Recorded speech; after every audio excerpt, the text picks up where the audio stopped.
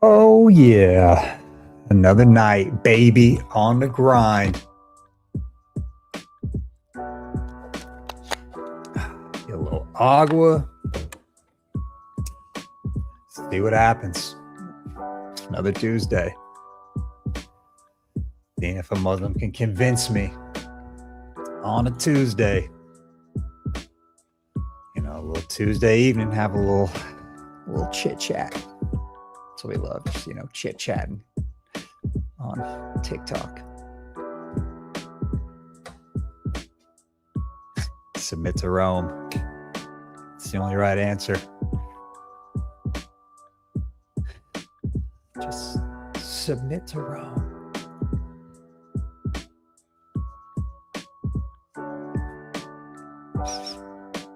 How we doing tonight? How we living? What's that say, Salah? Hey, what's up? Oh, it's just a beautiful, wonderful spring Tuesday night, And I'm just here for the vibes. Here for the vibes. Oh my goodness, and my back hurts. I went rowing yesterday.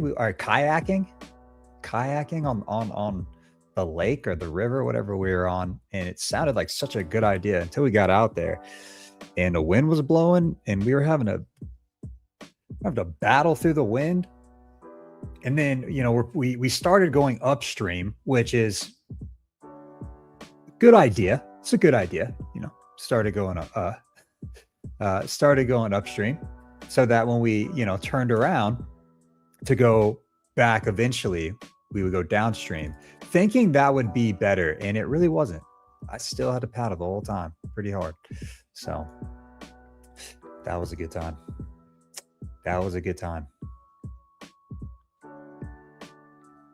Other than that, though, I'm doing all right. Other than that, I'm doing good. How we doing in the chat? How's our typical Tuesday night going? My wife and I just finished a TV show. I mean, we started on Saturday and finished it today, called Something Very Bad Is Going to Happen on Netflix. That was wild. Do I follow Christ? Yes. That I do. I am a Christian. Unashamedly, I am a Christian. So, BK, great to see you. All right. Well, we've already got a guest. We'll see what's popping. Hello? Hello. Hi. How are you? How's it going? Are you a Muslim? Yes. Awesome. Then, obviously you can see my prompt here. What's your reasoning? Why do you think I should be a Muslim? Okay. You should be a Muslim because, most importantly, if you accept Islam and if you die upon worshiping one God alone without associating other partners with Him, then you will make it to paradise, and that's the most important thing, because paradise is eternal. Second, this life is over, and you accept. In this world, if you accept submission to one God and if you follow His teachings according to His prophet that He sent, just like the previous prophets in the past, then you get eternal paradise. That's the best thing in the world.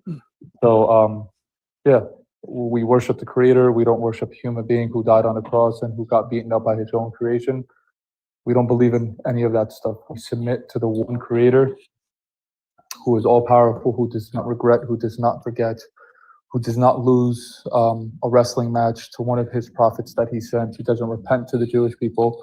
Submit to this one Creator, follow His prophet who came with His teachings, and you get eternal paradise. I think that's the best reason in the world. Okay. What if I'm not convinced by any of that? Well, if you're not convinced, what can I do? There are some people who are convinced, who do their due diligence, and who have an open heart. And yeah, those people react differently. And then you have some people in this world, regardless of whatever evidence you show them, they will be firm upon what they believe in. So you don't have to be convinced. I just told you the reason why. You don't have to accept. That's true. There are some people that don't want to listen. I feel like I'm very open to change, feeling very open to changing my beliefs. Even from the time I became a Christian to now, even my views within Christianity have changed on different things. my views about the world. I've read the Quran. I'm reading back through it again. I've got one right here. I think my other one's in my backpack. And so I'm not. Wait, have you read it actually? Yeah. What's the name of the second chapter? I don't know the name. I can't remember. It's in Arabic, but I can tell you what it's about. It's mainly about a lot talking to Jews, the story of Moses and the people of the Torah, things like that. Okay, no problem. So if I were to say Surah, it's like, it's Surah, whatever the Arabic word is. Okay, no problem. Yeah. Okay, so I gave you my reason. Could I tell you the reason why I'm not a Christian? Maybe you could think about it and try to understand it from my perspective. Well, yes. Can I give you my reason why I'm not a Muslim first? And then I'll hear your reason for why you're not a Christian. Okay. Yes, yes, you can tell me your reason, but do not mention anything about Christianity in your reason. My reason is simply Muhammad doesn't, he's not in continuity. That's the word I'm looking for, with the previous prophets. Okay. So, and most of them are Jewish. Okay. So let me ask you something, and we have to be transparent about what we believe in, right? And I want to see if you're sincere. Any of the previous prophets, especially that were sent to Bani Israel, children of Israel, prior to Jesus, so I'm talking about Old Testament prophets. Yeah. Did any of them, and I want a clear, explicit verse, did any of those previous prophets call to one God, or did they call to one God who manifests himself in three persons, Father, Son, Holy Spirit? Yeah, I knew where you're asking. We have to be honest. I knew where you were asking before you even said it, which is why I said yes, and I'm going to show you a verse. Okay, show me where the previous prophets called the people to the Trinity. Father, Son, Holy Spirit, that three persons that are all equal. We'll do this. We'll go. Are you going to go into Isaiah? Genesis? Okay. And by the way, I only have a few minutes, by the way, that's so fine. I can't keep this conversation cool. long. I don't think this will take that long. So I'll just show it to you, then you give your thoughts for sure. So, okay, no problem. Let me just pull it up here so you can see it.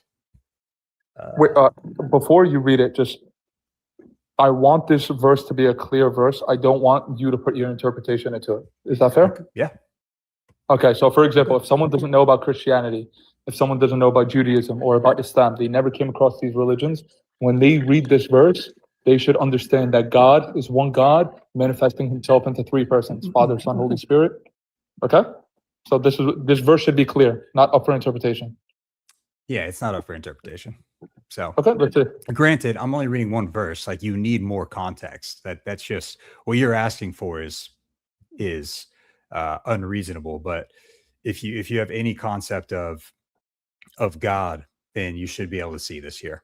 So, wait, what do you mean? What I'm asking for is unreasonable? Like in just one verse, right? Like that's not a. If you want to develop theological concepts or look at theological concepts or believe theological concepts, you're going to want more than one verse, no matter what it is, to be able to substantiate it. That's just reasonable. Okay. Because if I just give you one verse that sounds one way, it could actually be taken out of context, right? But this is a very strong verse. So I just want to point that out. Okay. I understand. No, it does make sense. Yeah. What I'm saying is that the most important thing for any religious belief is the concept of God. If your foundational concept cannot be found in the Old Testament according to the previous prophets, 100%. Then your argument is dead. 100%. So here we go. So the verse is verse 16, but I think context is important. So you said you got to go, so I'll show you this, and then you can give your thoughts, and then do whatever you want. So no problem. Verse 12 says, "Listen to me, O Jacob and Israel, whom I called. I am he, I am the first, I am the last." So who is this? Oh, this is God speaking. It's God, yeah, right. So that's got to be very clear. He says, "My hand laid the foundations of the earth, and my right hand spread out the heavens. When I called to them, they stayed forth together. Assemble all of you and listen. Who among them has decreed these things? The Lord loves him. He shall perform his purpose in Babylon, and his arm shall be against Chaldeans.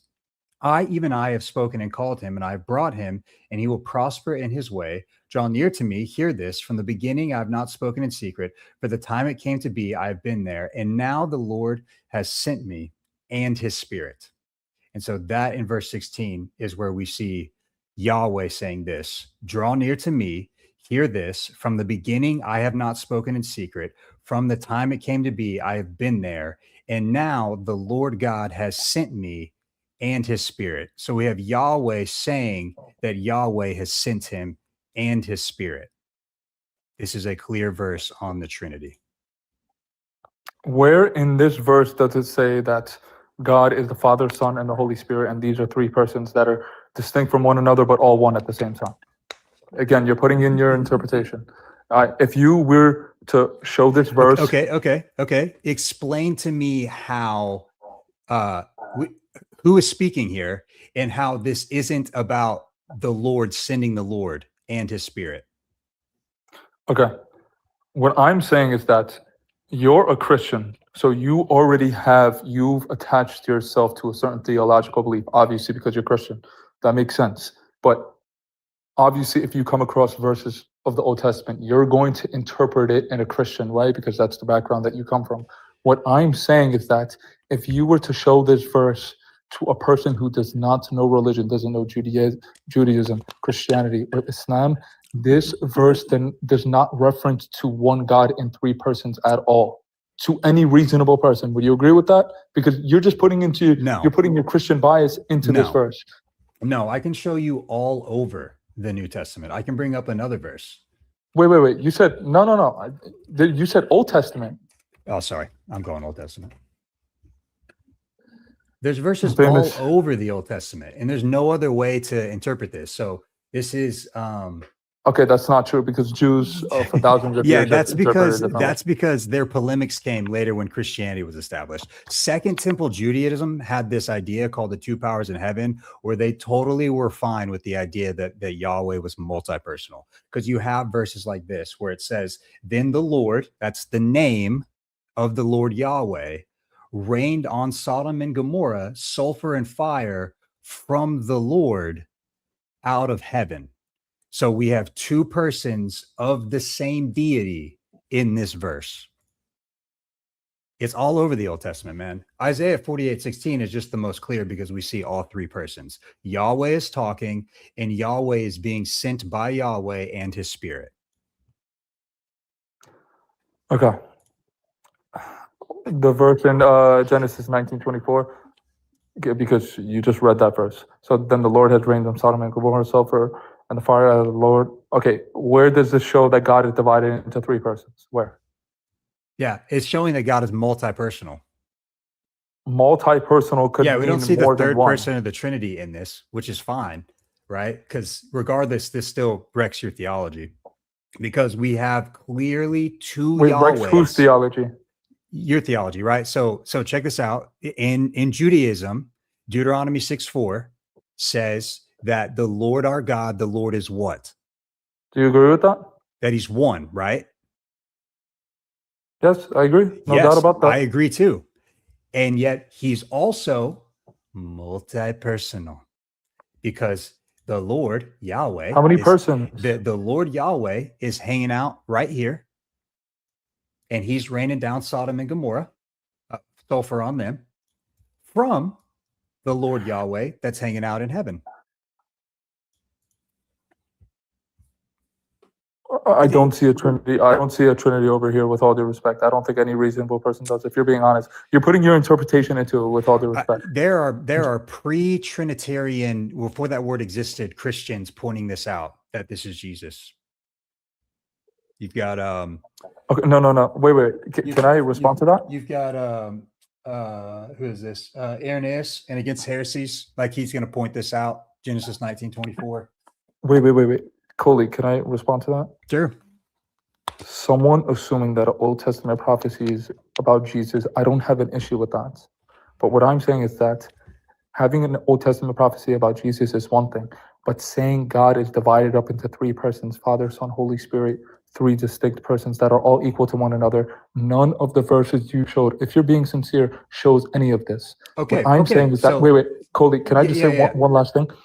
What I'm saying is that if you were to show this verse to a person who does not know about religion, doesn't know about Okay. Islam or Christianity, How they many wouldn't understand what you're verses saying. how many verses in the Quran could you show somebody that they don't know about religion that they wouldn't understand what's going on? But the foundation of Islam is very clear. Whether you The show it to a foundation of PhD, Christianity is very clear. The wait, foundation of wait, Judaism. no. If you were to show a PhD scholar about Islam, I mean, if a PhD or a person in a village were to read the description of Allah in Islam, it is very clear. You say that Allah is one, that Allah is eternal. He begets not, nor is he begotten, and there's So nothing comparable to him. Everyone understands this. This is clear, whether you're a villager or whether you're a PhD scholar. What you just said, a person who is ignorant of religion would not come to the conclusion that this teaches about eternity. Let me get this straight. The Islamic version of God in his nature is easily understandable by human beings. What God describes about himself in Islam can be understood. For example, I'll give you an example of what I mean by that, just so you understand where I'm coming from. No. That's all I needed. And so let me ask you, the nature of God in Christianity is more complex and more difficult to be understood by human beings. Is that what you're saying? No. Look, let me just explain what I'm saying. If I were to say Koli, am I pronouncing your name correctly? Right, Koli? Yeah. Okay. If I were to say that God is all powerful, do you understand what I mean by all powerful? No. You don't understand what I mean by all powerful? My definition of all powerful could be different than your definition of all powerful. You can't just assume these things. You got to work these things out. There's actually different definitions of all powerfulness. Okay. Within like the theology like of God. Let's keep this. Do you understand what it means to be all-knowing all the time? That God encompasses all knowledge. Do you understand what this means? Yes or no? Once again, there are different ideas about what this means. Some people think that God can only know all things that can be known, while others think that his all-knowingness is like it expands to literally any and every possible solution, any and every possible outcome. That's the thing. These things are not like, because here's what you're doing. You're actually presenting a logical fallacy. It's called the personal incredulity fallacy. And it's this idea that just because somebody doesn't understand something, then that means it's not true. And that's not the case. And what I'm showing you here, and I had someone point this out in the chat, right? We see Isaiah 48:12. Listen to me, O Jacob and Israel, whom I called. I am he. I am the first. I am the last, which that's talking about God, because that's what he's referred to in the Quran. And this is the one who says that he is sent by the Lord God, and that his spirit as well. So how is the first and the last being sent by the Lord God if it's not multi-personal? Okay, we were talking about something and then you went back to the verse. Can we address what we were speaking about before? So let me ask you something. When in Deuteronomy 6:4, when it says, "Hear, O Israel, our God is one," excuse me. Do you understand what this means? Yes or no? Or is this up for interpretation as well? Of course I understand what it means. Okay, so because I hold to it. The Trinitarian view is monotheism. Okay, Trinitarian. The Trinitarian view from every single way, shape, and form is not monotheism. But that's a different discussion. What I'm saying is that if someone were to tell you that God is all powerful, do you understand what this means in the English language? Yes or no? I already explained to you. There's even different views of what that means. Oh, okay. You can't let just me ask you assume something.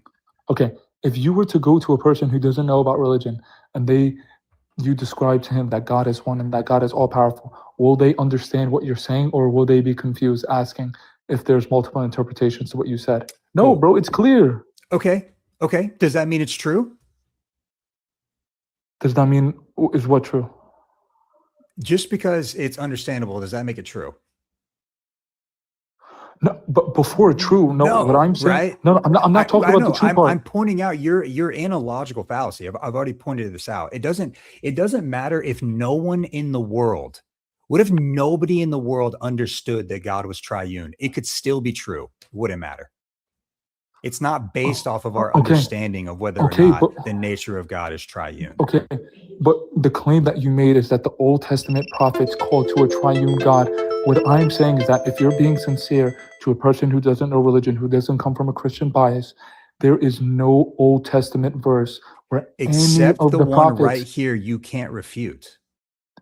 What do You've I done can't nothing refute to this. refute this. Okay, where does it say that this the God is Father, Son, Holy Spirit, three distinct persons that are all God but distinct from one another? Where does it say that? Once You're putting again, your own interpretation. You're actually committing another logical fallacy. This is the verbatim word fallacy. That's all you're doing, right? Explain to Your me. belief is not in here. Explain to me how the first and the last is being sent by the Lord God and his Spirit.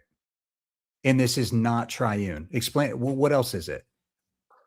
Are they Because all the equal? Lord God in the first and the last in the Old Testament is the same being. This is explicitly triune. This is the Trinity is just a philosophical framework in order to understand the nature of God. And when we Which was look at the developed Old after Jesus Testament, Christ passed away. and when we look at the New Testament, we're trying to understand, and what you're seeing is there is one God, and yet he's multi-personal. So they just came up with a term for it. Okay. I really don't see this conversation going anywhere. You're probably right, but it's good conversation. So yeah. So yeah.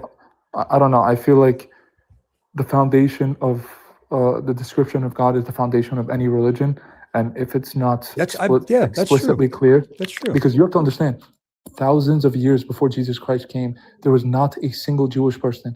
None of the Old Testament prophets clearly called to the Trinity. They didn't use the word Trinity. They didn't present the concept of the Trinity. Abraham didn't call to a Trinity. Moses didn't call to a Trinity. Okay. So, so that's just what I'm saying.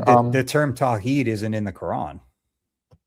But the concept, the foundational concept there is clear. That's what I'm saying. And it's the clear. Concept, it's clear in the Bible, and there are billions of people across the world that see it. That it's triune. You're making the same argument. Okay. What I'm saying is that the concept is not in the Old Testament. I think you're right. I think it's done here. So good No conversation. problem. Though, yeah. For thousands of years, Jewish people, the Jewish prophets or the followers of Judaism. You should look up the two powers in heaven motif in Jewish in Second Temple Judaism. So I'll give you some homework. So take it easy, brother. You have a good one. Thank you, man. Best of luck. What's up, Jay? So I wasn't writing that one out solo. We were having a good combo. So no, it's good. It's good. It was all good.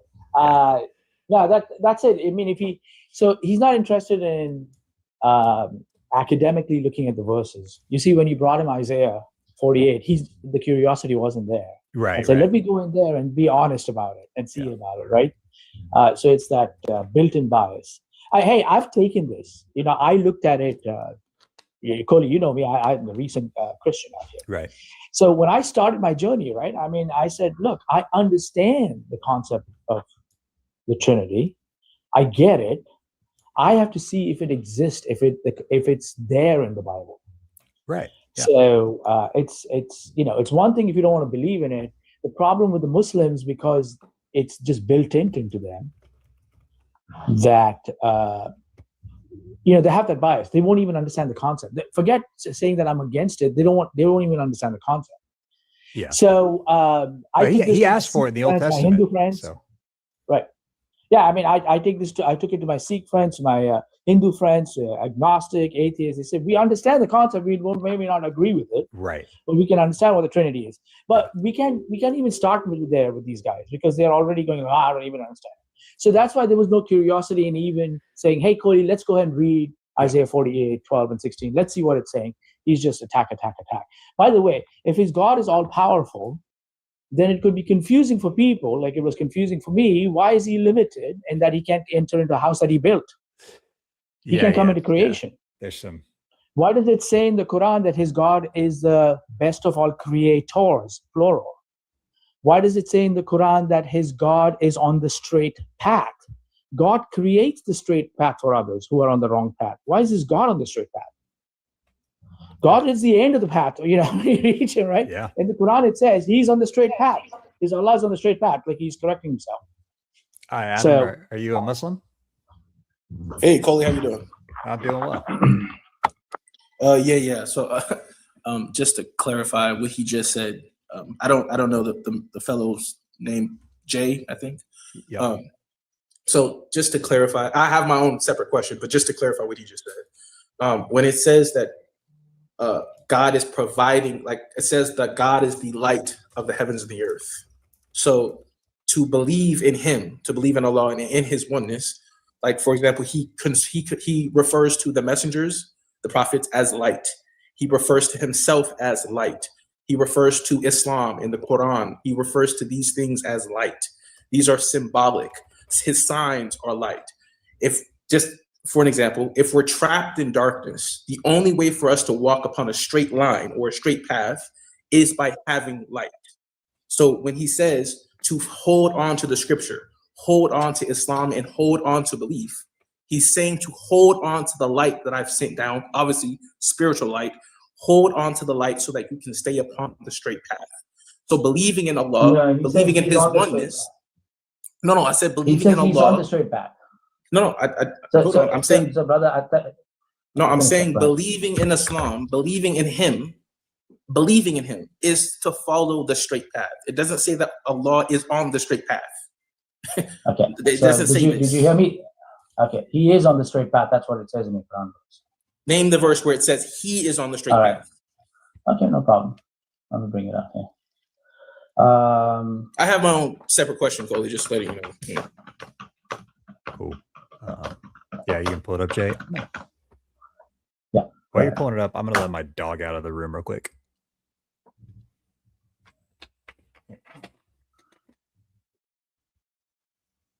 And if you don't mind, Jay, could you tell me the verse so I can look it up myself? Yeah, I'm just bringing it up. Hold on.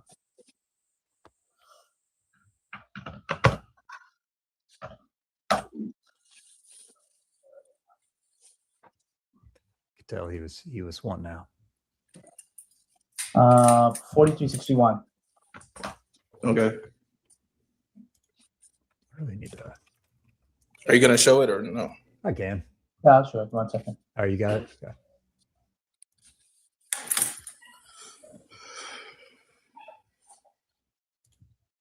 Hold on a second. Was it 4361? Hold on a second. Boy, it's been a while since I pulled that sucker out. No, it's not 4361. I know it's 11. Is it 1156? Hold on. Just 1 second. I just need to look at where I bookmarked it. Yeah, yeah. Let me see where I bookmarked it out there. It's been a while since I looked at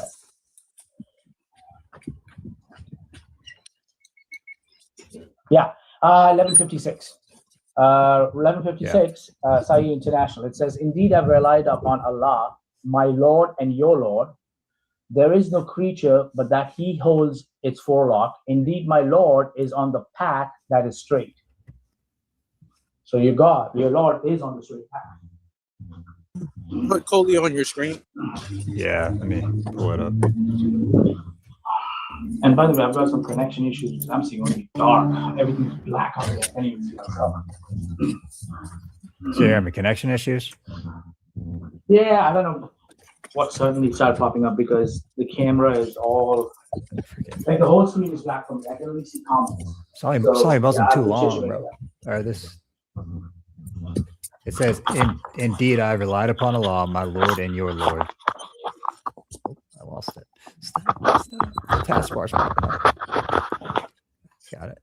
"My Lord and your Lord, there is no creature but that He holds his forelock. Indeed, my Lord is on a path that is straight." Which I don't even think that is actually in there. So pick another version says is on a straight path. It is my Yusuf Ali said it is my Lord that is on a straight path. All these say the Lord is on the right path. Whoa. So yeah. You said 11 what? 56? 56. I'm interested in what Quran.com says. It's going to be the same on Sahih International. I like Sahih International. It's more honest. Well, the Muslims like it actually, so that's why we have it. Yeah, I actually like it. I Aubrey think it's Oh, like say a so. Okay, better so Coley, translation. so the Quran I have in front of me. Yeah, see, that's what I have right there. Yeah. See, this So is it the doesn't matter thing what you about. have in the Arabic. The Arabic says yeah. it, brother. Sahih International is going to be a Hold on. better. It's going to be a better No, hold on. translation. Hold on. I'm saying that the translation you're seeing, it does not say that. Hello. so the fact that I'm saying brother, the fact that Arabic it's different. says it.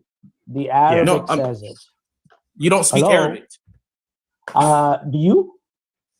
You're saying the Arabic says it. And Why you do I don't have speak to? Arabic. Why do I have to? Why do I have to speak Arabic? I mean, you can see read it. the You can Arabic, see it in right? the Arabic. Look, What the hell? you can see it is on. You know, we are in It's 2026, straight. bro. I'm it saying says, to you. it says it in the Arabic. We can see it right here. Yeah. Straight. Can I a speak? path Can I is speak? on. This My is lord. Yeah. cold, Can dude. I speak? This is cold. I'm being very respectful. Can I speak? Go for it. The The cold translation started, that you're reading, it literally does not say the claim that you're saying. That's all I'm saying.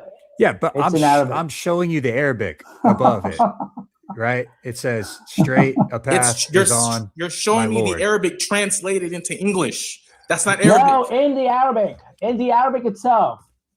You're reading Okay, it listen. You're reading it right in front of you. No, stop. Brother, You're being defensive. Okay, stop I being kicked a him, bot bro. now. Okay, We're right? Thanks for being a we're bot. full dishonesty. Full there. Muslim, yeah, full Muslim. Full you are. dishonesty there. We can't. We no longer can have a conversation if you're not going to acknowledge that. Right. That it's. But you that in know, the Arabic. come back come back next time when you want to learn your Quran from Christians. Okay, I'm always around to help the Muslims, dude. Oh my gosh. Soldier of Christ on YouTube. I should have said it. Yeah, I mean, and by the way, Siratin mustaqimin. Okay, that's in the Arabic. If you speak Arabic, you said it's Siratin mustaqimin. That is a path straight. Yeah, it's ridiculous. Soldier, I appreciate the super chat. I'm trying to get away from the Al-Zut jokes. I'm trying to stay away from it. And so but I appreciate the super chat. That was so Malik came out with a list talking about Al-Zut. And yours truly is smack in the middle of the list. I'm like, how did I get on that list? He has Logic and everybody else, and they're right in the middle with like I'm in the middle with a target. J49 better, and he says, all you guys better in 24 hours call out David Wood for doing his thing with the Quran, or else he's going to dox us. And I'm like, bro, you put me there? Awesome. Now, if you do that to me, I'm the kind of character, I'll do something opposite. I'll go and I've never done it. I've never like harmed, never, destroyed a Quran or anything else. Yeah. But you start putting my name in there, then you'll encourage me to make a nice bonfire out there. Yeah, it just, I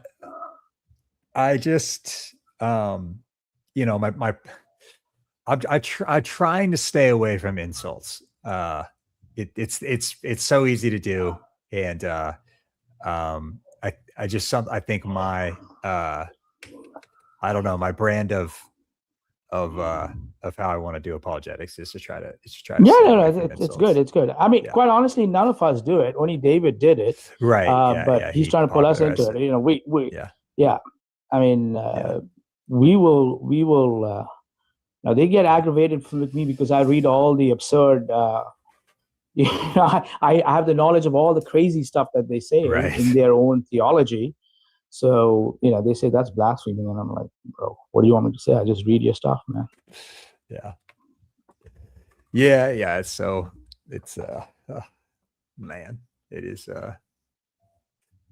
It's so easy. It's so easy. And when I first started, I didn't do the Al-Zut stuff, but would definitely bring up Muhammad's marriage to Aisha. And I was just like, all right, I guess, like, I just realized it just ticks them off. And so I do think there's like a good argument in terms of when they claim he's the best example of men. then I'll bring up his character things, because I go, okay, how can this guy be the best example of men when we look at his character? And then you get stuff like this. See So that? What about Muhammad- Rebecca? That's when you know. Yeah. Hey, if you want to come up here and talk about that, I would love to clear the air on Rebecca. Oh, I've got a whole Hebrew translation document, grammar, everything in there, in addition to the obvious on Rebecca. But Muhammad Hijab put a poll out on X, and he says, what is the toughest thing for you Muslims to answer when it comes to defending the Quran? He's asking the Muslims on this. And an overwhelming super majority of them said the moral issues. So the issue about Aisha and everything else, I don't even run that anymore myself. But I understand the people who are sitting down and doing it. I mean, and it also happens to be the number one of the top reasons why a lot of Muslim women become ex-Muslim. Yeah. They cite that particular thing. Yeah. Not only the treatment of women, but they cite that particular thing. It really bothers them. So it is an extremely important and honest tool for us to question. I mean, we shouldn't shy away from 100% from it, but I understand. Just try not to do it in an insulting way. Right. Yeah. I've just made a video responding to, I don't even know if I can say the word, but I'll call it jihad. I don't know if you can say that word on this, but because these jihad, the fighting. I rephrased the word. I'm not going to say the word. Okay, jihad. Okay, all right. Okay, I see. Yeah. You took the I away from it. Okay, I did. I took the I away. So I'm not going to say the word. I don't. It's a sensitive word. But I just recently did a video because these guys were misrepresenting it, saying it's just a personal inward struggle. And it's like, nope, that's not how they viewed it. That's not what the tafsir say. That's not what the Quran says. Did you put out a video on it? Yeah, I think I saw your video. Then I must have just seen your video. Yeah, it's a short. It was a short where people were like talking and saying that means like struggle and everything else and all that other stuff. Yeah. I saw that was brilliant.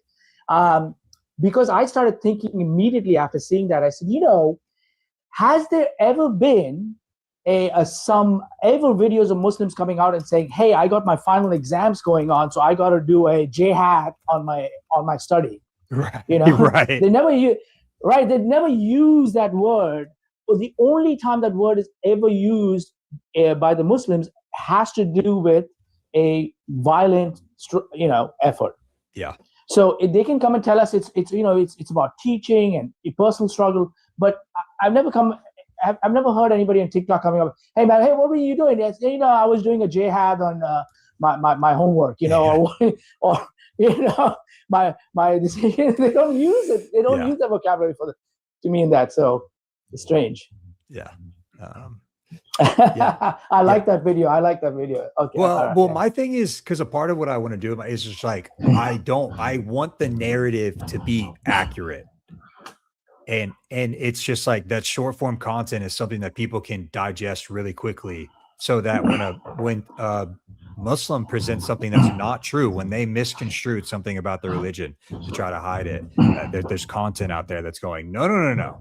Like, let's look at what the Islamic sources are really saying. And that's all you have to do is just go, what are they saying? Right. Soldier, I appreciate that. Any Muslim? We don't got a lot of people in the chat right now. There must be some people like watching more than me on right now. But I'm trying to get consistent. Tuesday nights and Friday afternoons are my main two times that I'm gonna be streaming a week. Let me do this for you. Let me come back. Because I don't see anything, then I'll do a promotion on your live. I'll put some money behind it and see if we can get some folks going. All right. So let me drop, because everything is dark for me right now. Okay. And I'll be right back. Yeah. Because that promo may not work then. In the meantime, you know what? Any questions in the chat, just about anything Christian, Islam related? Orange Juice, what's up, my dude? always faithful, coming to hang in the chat. You know what I'm saying? Okay, let's see here. Have I promoted your live before? One time, yeah. Okay, so then it should don't need to reauthorize me to do it. Let's see here. Let's do it for an hour and a half. Put some money behind this. Let's see here. And a part of it, just a guy over on YT was basically saying, like, you know, you're streaming a little bit later, and that is true.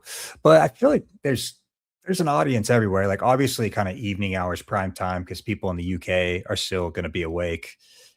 People are getting off work. They're more lively. But I'm trying to hang with my wife a little bit. You know, that's the thing. Like, trying to hang with my wife in the afternoon. She we both get off work. You should do it like go to the gym. What's his name? You should do it like that. What's his name? David. Why do I want to say the name David is stuck in my head? But he has his wife in the back, and she's like doing the MC, John. like the scene. It's John. Yeah. You should get involved in the polemics. She doesn't want to know anything with it. She's not interested. She's just not interested. Like, that's just not her vibe. Like, obviously she's Christian, loves Jesus, but like, she's just not interested in this stuff. So, and there's a lot of Christians that aren't. I hear you. All right, the promo's almost about to start. On the top right-hand side, you see the red? It doesn't pop up on the desktop. Oh, okay. Yeah. Let me find out next time where you can see that. So weird. We just have to look it up and kind of do a search on it and say where is the promo. Yeah, and see where it's at. I'm sure. Yeah. Because let's see.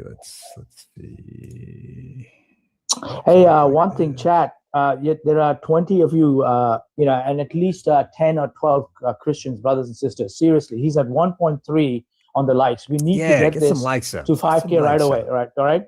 So, Christian brothers and sisters, two things. One is the arrow on the bottom right. Click that and hit the repost. A yellow icon will come up. Hit the repost, please. I need about 6-7 of you guys to do that. Yeah, it'd be super helpful. My fellow Christian brothers and sisters. Okay.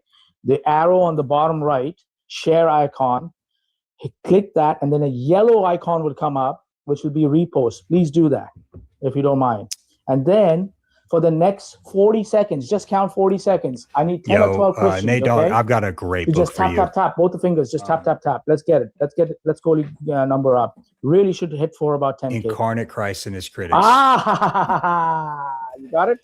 I had someone over on YT ask any good books on proving Jesus is God in the New Testament. This is the one. Incarnate Christ and his critics. You don't have to read every single page. It's a thick one, but like this is the go. This is a couple of scholars, and they do a great job. So. Must-have book. Must-have book. It's so easy. Go read the first 3 chapters on Amazon for free. It's on Amazon, 3 chapters, and you will fall in love with it and immediately buy it. Yeah. If you're doing any apologetics and that stuff, it is so simple. Yeah. So beautiful. Yeah. Great. Absolutely great. Great resource there. So. Yep. But yeah, Christians, there we go. Getting the likes up. Getting the likes up. That's what we're talking about. Get the live stream out there to the peeps. That's going to help with the algos. Plus, I've done a promotion, so there were about 16, 18 of you here. If I can get only 6 or 7 at least, just count 40 seconds in your head, dude, and just go tap for 40 seconds. This should cross 10K easily. Yeah. If we can get 6, 7 of us doing it constantly. 40 seconds, just count it. Thank you. And hit the share icon on the bottom, and then the yellow icon that will say repost. That helps out a lot, folks. So on the bottom right, the arrow plus the yellow icon will come up. Repost. Do that. Let's do that. Come on. Look, I'm emceeing your brother. Your show here, bro. I'm promoting it. I'm emceeing it. Yeah, I appreciate it, man. Did you see the conversation between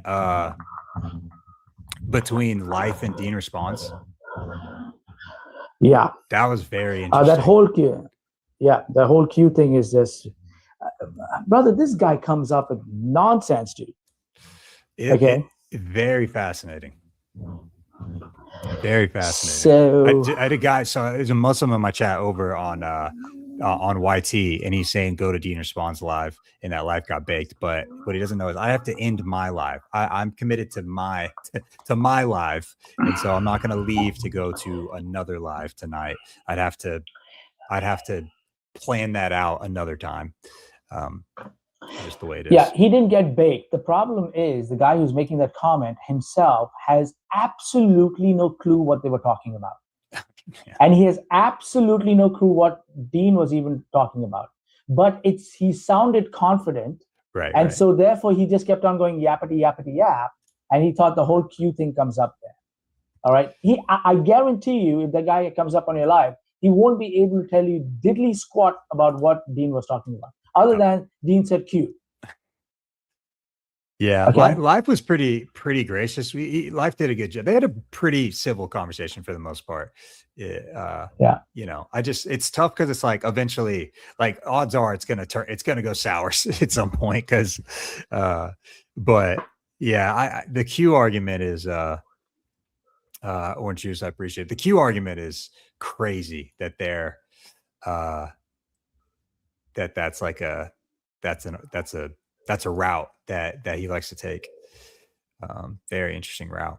So I appreciate y'all getting the likes up, get the stream out there. You know, it's been interesting because I have been going live more consistently now, and it's like hit or miss. The last time I went live. I guess it was just Friday. I literally had people lined up. I could not. There was always someone to talk to, and then some nights a little bit slower. So it's all right. I've just put this promo is oh going to my take gosh, it's going to take a little bit. I can't. He said join Dean Responds, chicken. Yeah, it's just ignore him. Like, you know, we've already debated literally multiple times. It cracks me up. Yeah. Man, I appreciate the super Dean sticker. Response got baked. Dio, appreciate that. I gotta learn how to read people's names. Mm-hmm. Like seeing some people's names is so hard. Some people though, they got a lot going on in their names. I'm just like, dude, orange juice be staying up late, 3 a.m. over, I guess, in Europe somewhere. That is wild. And to say life got baked is crazy. Definitely crazy. Absolutely wild. Man, any Muslims in the chat wanted to pull up? I like this topic because typically they feel pretty welcome to come join. And so, because I get to let them come up, they get to share their reasons. We get to talk about it. I don't know where it's going to go. I kind of like that. Yeah. You know, it's like, he's like, show me the Trinity in the Old Testament. I'm like, bet, let's do that. You know, so interestingly, yeah, I mean, his whole thing is that he was coming with Q proves Islam, right? And well, you know, you have this problem. You know, you have a problem where Q talks about Lord, then Q talks about right. There's the Lord problem. There's a Lord problem. There's the other one, which is what is it? It's not even just Lord. It's Jesus casting people into outer darkness on the day of judgment.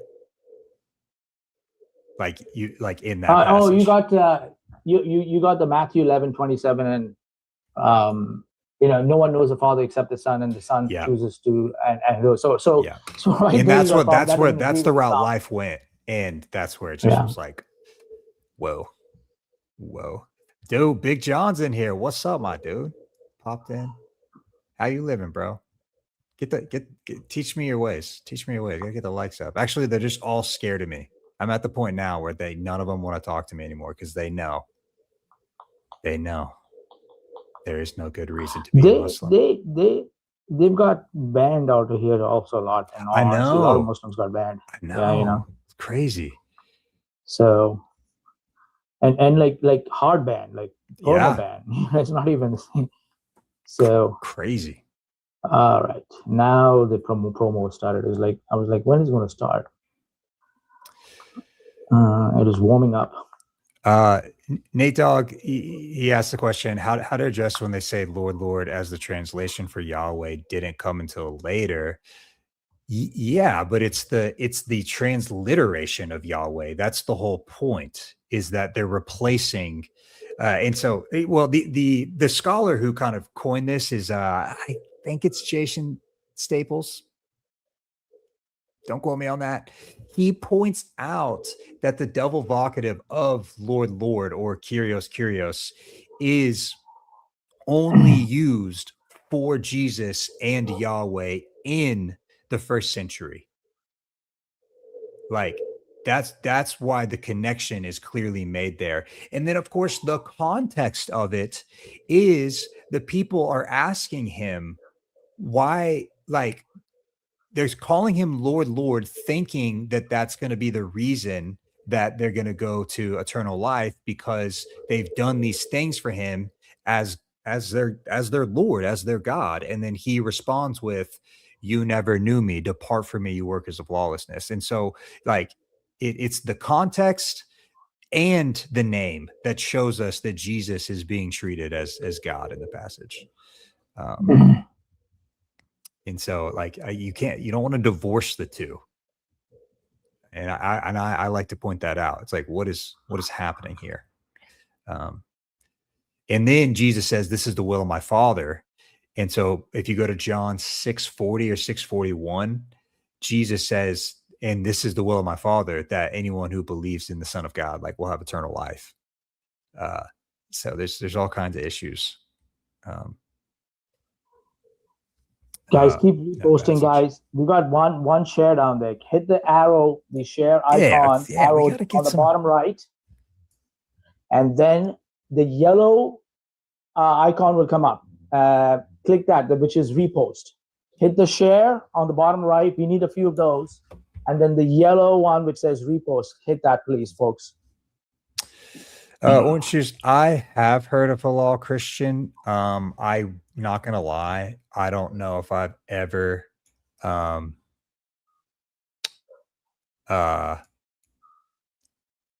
really watched any of her content. I'm not gonna lie. I just don't care. Somebody asked, is red haram in Islam? I have no idea. I have no idea if colors have any effect on. Well, they spill a lot of it as far as other people's, Yeah. They sure like that. In my coded language.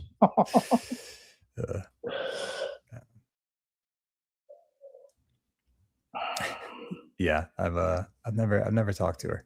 So, and I'm getting a little nervous for TikTok and just the way it's going. Somebody mentioned on YT that there's new ownership, and so I'm like, man, is that gonna crush this app? Because it's affecting everything.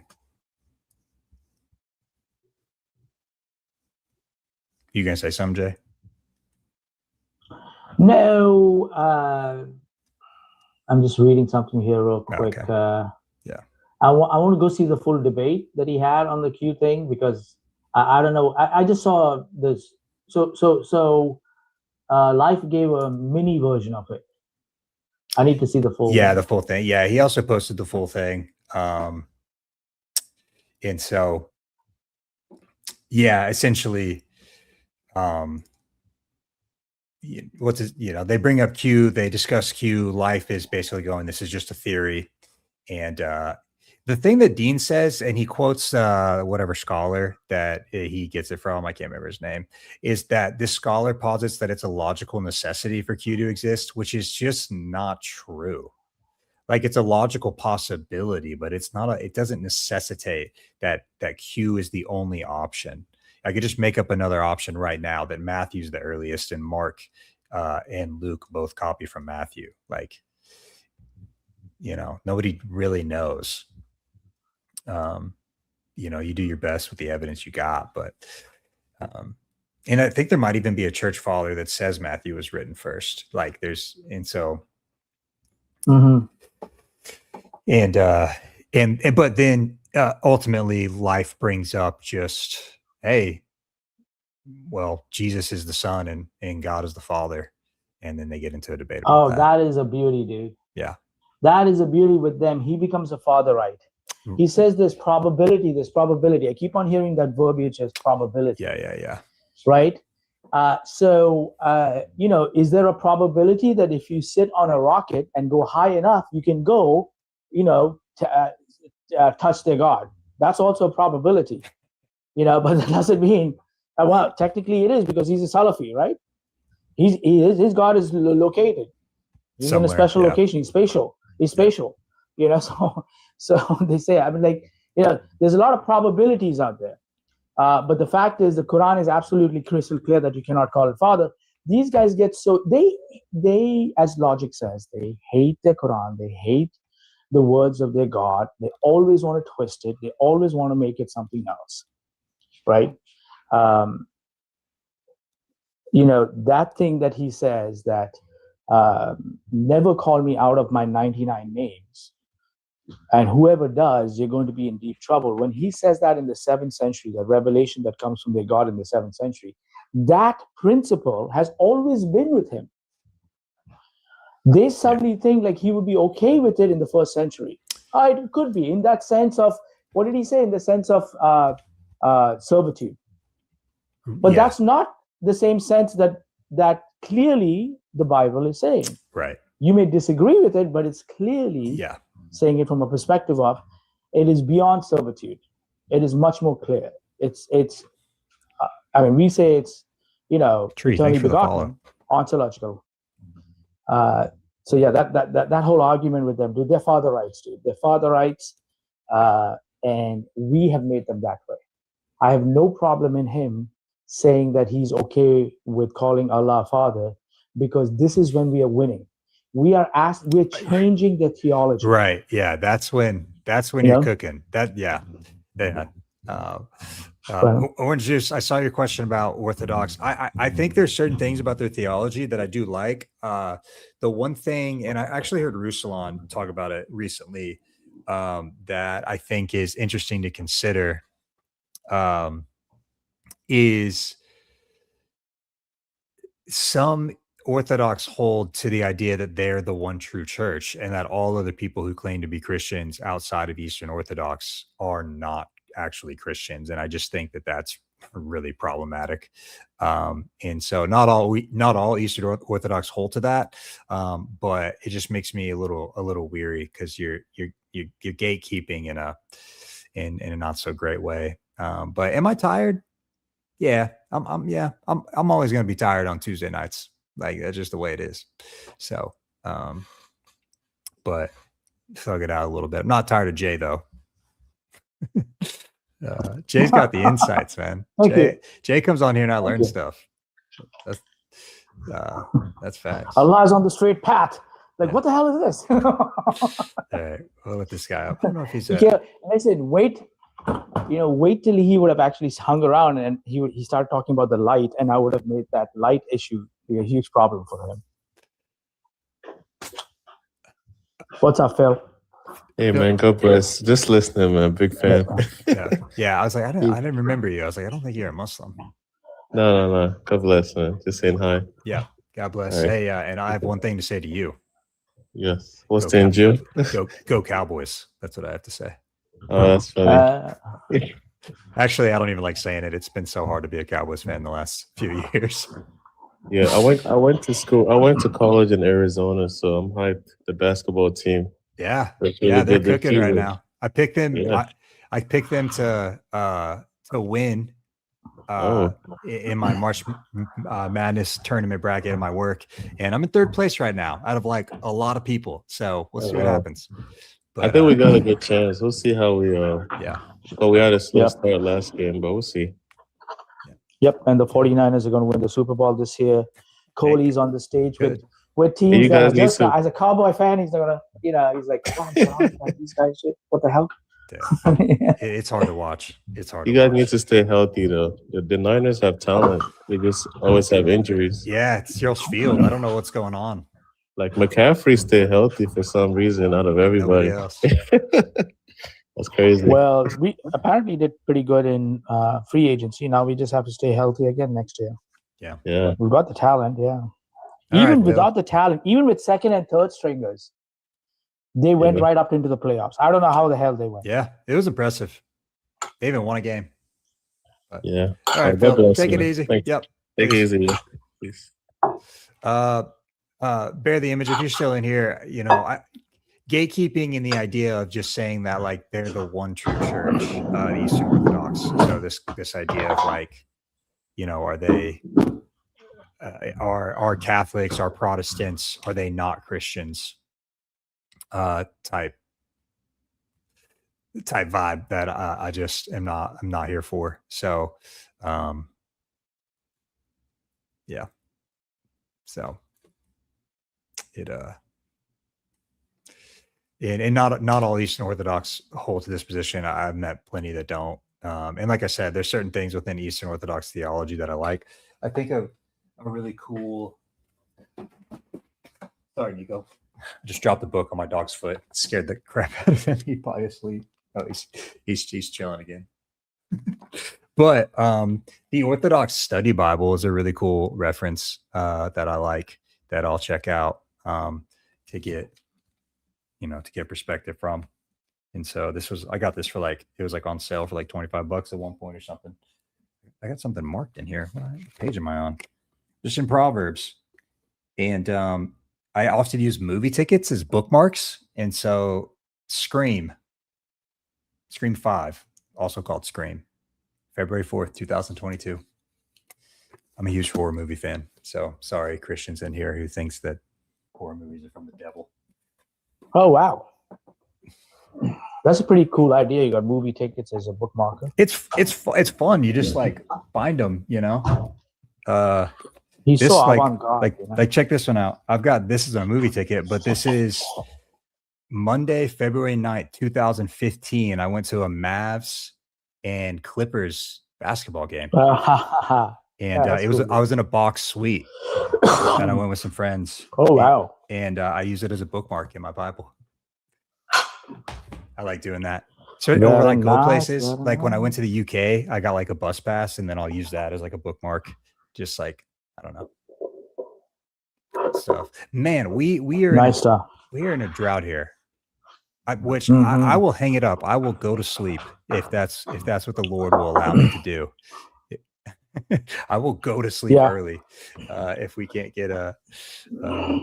I mean, it's the promo sending has started. Okay. It's sent about 140 people so far. Okay. Through the live, So but it'll get up to about 800,000 maybe. So sometimes it takes a little, but they've started. I mean, at least 140 new people came into the live. What we need is a guest. Let me do this. Shad, I'm going to teach you something very cool. Okay, we're talking about the light. The last Muslim was talking about how it is a spiritual light. By the way, that's a shirk to sit down and say spiritual and all that other stuff in Islam. But anyways, he talks about the light. So there is a hadith, guys, okay, that says that there is a veil in front of Allah's face that blocks his power and glory, because otherwise it would destroy the universe. It'll destroy the earth. It'll unalive everybody.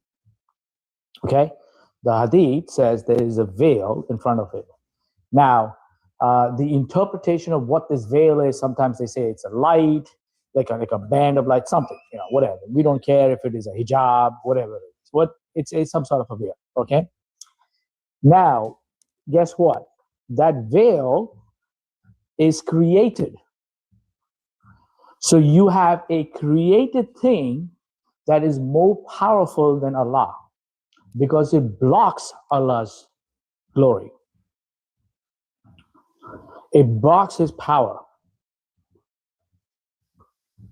When he started talking about light and it's about this light and that light, my my spidey sense started going up. I'm like, wait till I introduce him to that stuff. So yes, in the hadith, just go find out Allah has a veil.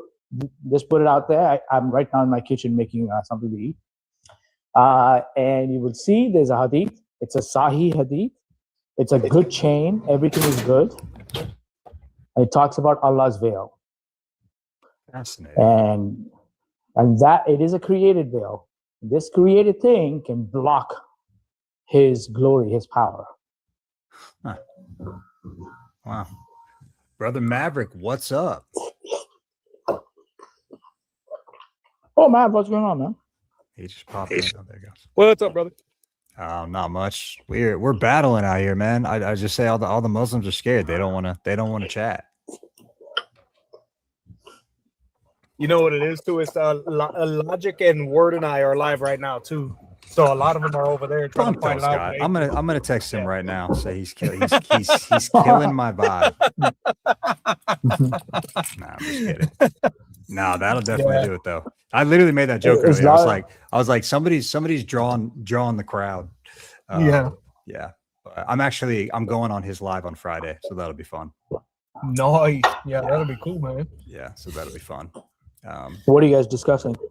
What's the topic? We're just debating Muslims. I don't know what topic he wants to do. I haven't asked him, but he just texted me last night. He's like, "You want to come on live?" I was like, "Heck yeah, let's do it." So, he's doing JW today right now. But I thought he was already off. He finished. Well, he did. He went on. He's just been because I saw him on earlier, and then he did Sam Shamoon and Capturing Christianity. I saw him on the live discussing his debate, and so maybe is he back online debating? Talking about Avery? Yeah, he's been everywhere, bro. Because he was. I thought I could have swore he was. He's back he debated online. like a Mormon the other day, I think. And I don't know where he went for that. Yeah, he's been all over the place. I tried to join their live on my phone. Bad idea. Because I am live. I can't join another live. I've actually accidentally done that before and forgot, and like it ended my life. Yeah, Juba, I'm a Christian. Yeah, I'm on the desktop, so it won't do that. But yeah, but whatever. I'm going live Tuesday nights. That's what I'm doing it, and we're just gonna build it up. You know what I'm saying? So here's my whole thing with all the apologetics. Like, this is just like is such like a side thing for me in life. So like whatever comes of it is just cool with me. Like it's like whatever comes, I'm just like, oh, that's a blessing. It's like 35 people in my TikTok chat, 8 people on YouTube. That's just a blessing. Like could be 0. So I'm like that's cool. Baptist missionary. It's not April 1st for me yet. We still got a couple hours, unless that was your early April Fool's joke. Oh yeah. Coley, Bear. I think Bear was asking you a question in the comments. I thought while I was walking, I didn't see. Yeah, I answered him. Yeah, talking about Eastern Orthodox. Oh, I got you. Yeah, people are like so like somebody just asked which church. Like people are so interested in the denomination thing, and like some people hide theirs. I don't really care because it's not going to help people peg me. Like I'm a Protestant. I feel like it's obvious to be honest. Like I'm clearly, I don't think I give Catholic or Orthodox or any other vibe. And I don't know. I don't really care if people know, but that doesn't mean that I agree with even within Protestantism, there's different doctrines, right? It doesn't mean I just agree. It is like with everything that every Protestant church teaches, that's the thing. So, yeah, I agree. Yeah. It's like, all right. Well, the live's kicking up. So what, yep, it is. So what I have decided to do is that because of this kind of scenario that we don't have too many of them coming up and all that other stuff, just take advantage of trying and doing some teaching sessions. Like pick a topic, and then educate the folks in here. And then what we should really do is, among ourselves, we should rotate people who have strengths on certain things, and they will come on the lives and they'll do a presentation. Like I finished doing a professional presentation on Bear the Images Discord on Quranic preservations and something called a haruf, with PowerPoints and everything out there. Like, everybody just loved it. And that's what we want to do. We just want to educate our own Christians, and then you can come in and somebody else will come in and, how do you the differences between JW and, how do you sit down and understand that, how you can speak to them when they come to your door, all that stuff. So everybody comes with the strengths, right? And then the incarnate Christ. I mean, just reading the first 3 chapters, that whole chapter about Jesus's mission, which starts off, right? It's in the early chapters, right?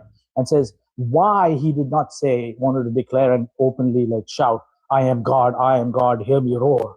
The way they broke it down was beautiful in that couple of chapters, or at least a chapter and a half. We can read that kind of stuff out to our people. And it's simple and it's beautiful. So when we don't have enough of people coming around, I think we should shift, is what I'm trying to say, to learning ourselves from others, and then inviting other people to come and, kind of do presentations and conversations around these things.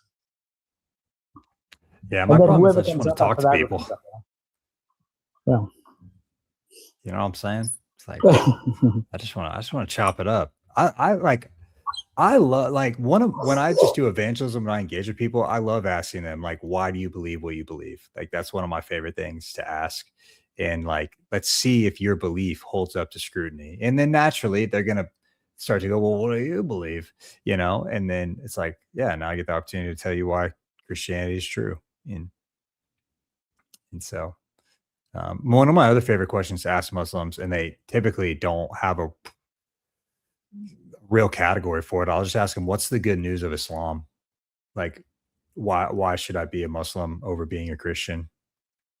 And it is create some fascinating conversations.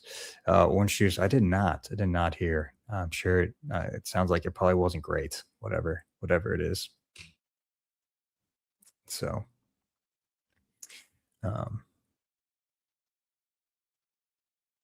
yeah, well, we got more people in the chat. If you're a Muslim, come chop it up. Tell us why you think we should become Muslims, or why you're a Muslim, why you believe that it's true. Love to hear your thoughts. Love to hear them. We just sit here in silence, say a prayer. Got Easter coming up. That's a lot of fun.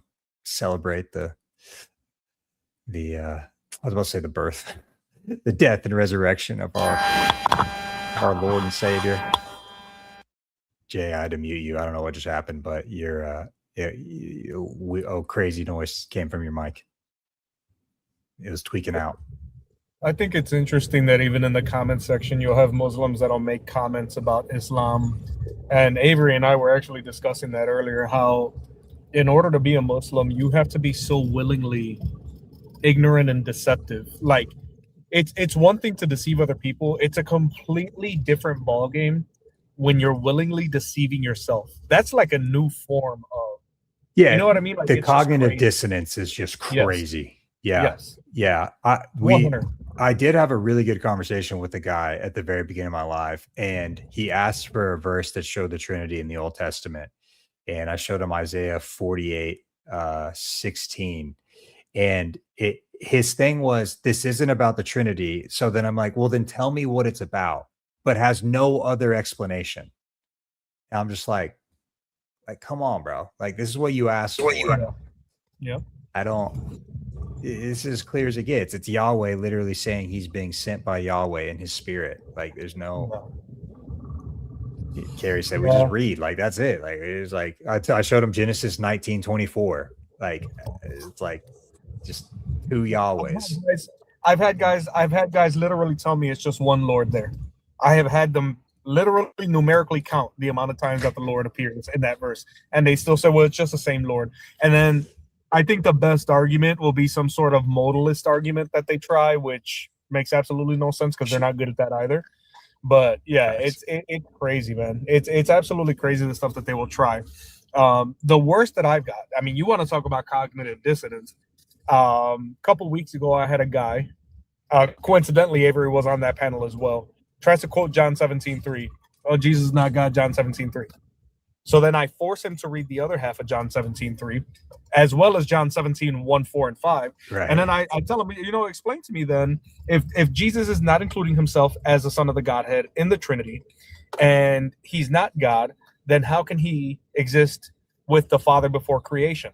Oh, well, because the Bible's been corrupted. Okay, so it wasn't corrupted 2 verses ago when you quoted it. It only got corrupted 2 verses after that. That's excellent. Yeah. That's fantastic. Yeah, that's when it's like, all right, conversation over. Like, there's nothing to say here.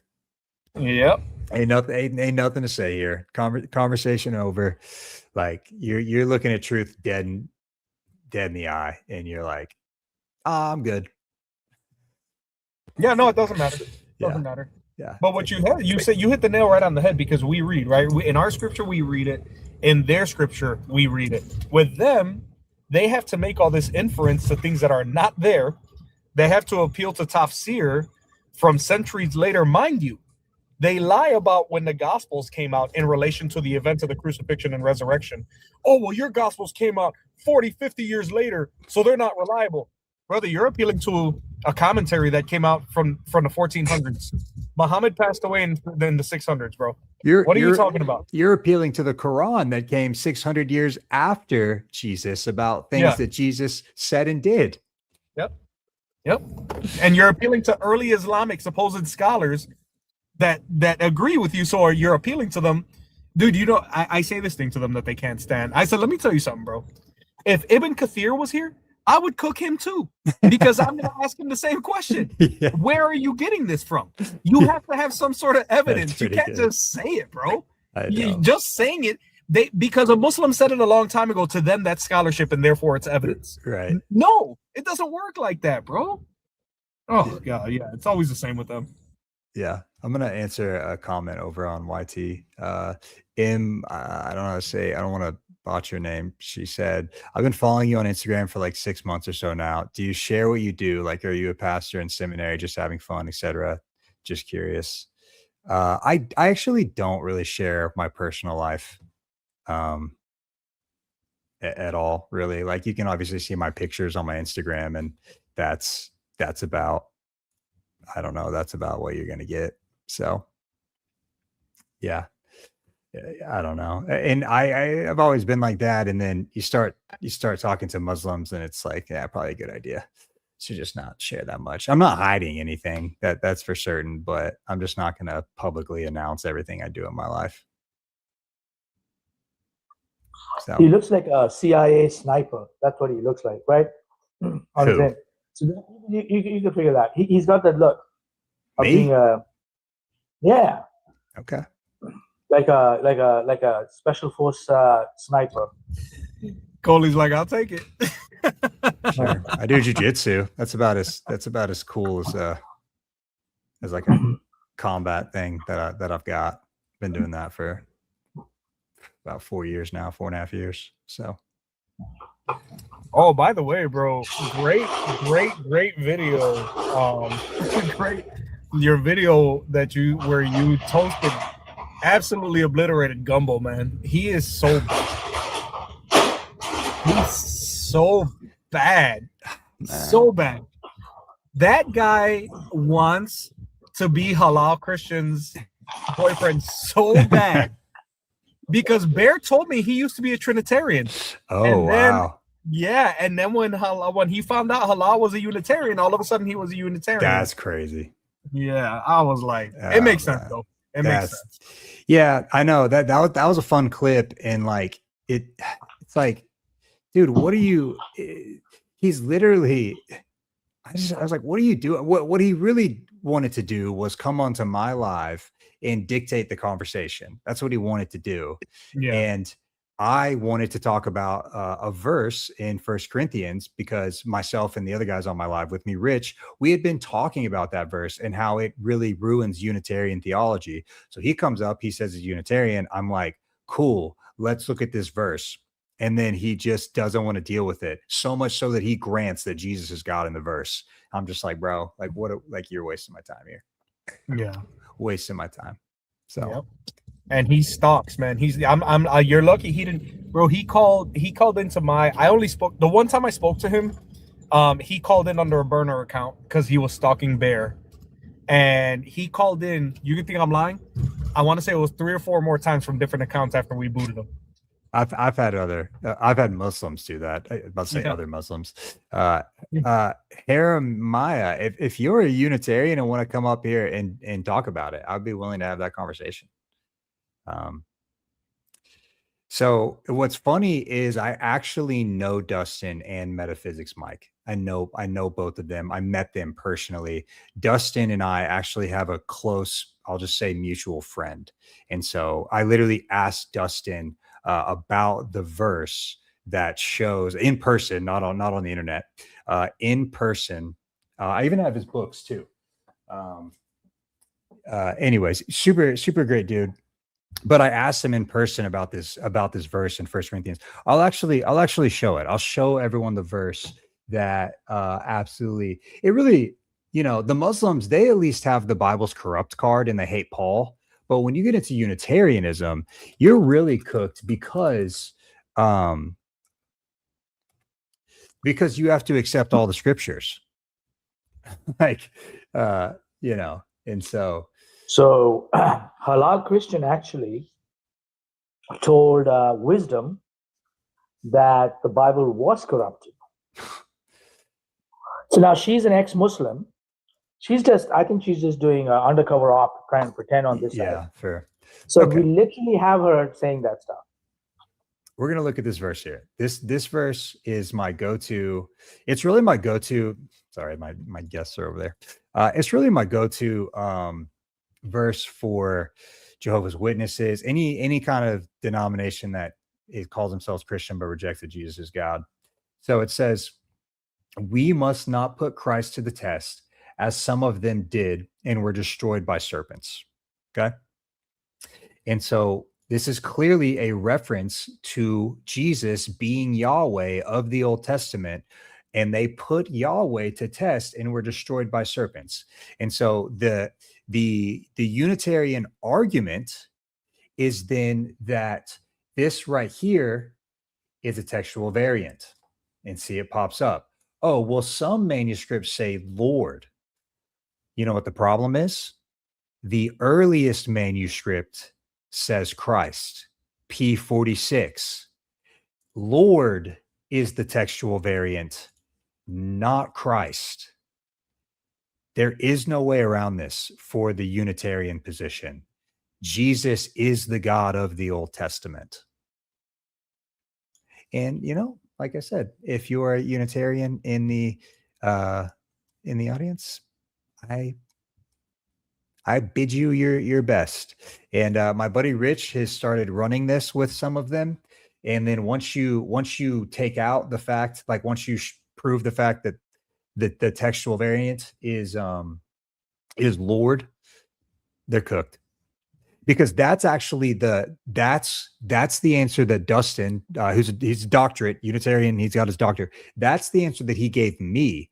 And so then Rich and I went and looked, and Rich is the one that found that Christ is the original word, not Lord. That's not cooked. It is. This destroys the Unitarian position. This destroys the Jehovah's Witness position. Because Jesus, and then also, like, if we really want to go overkill here,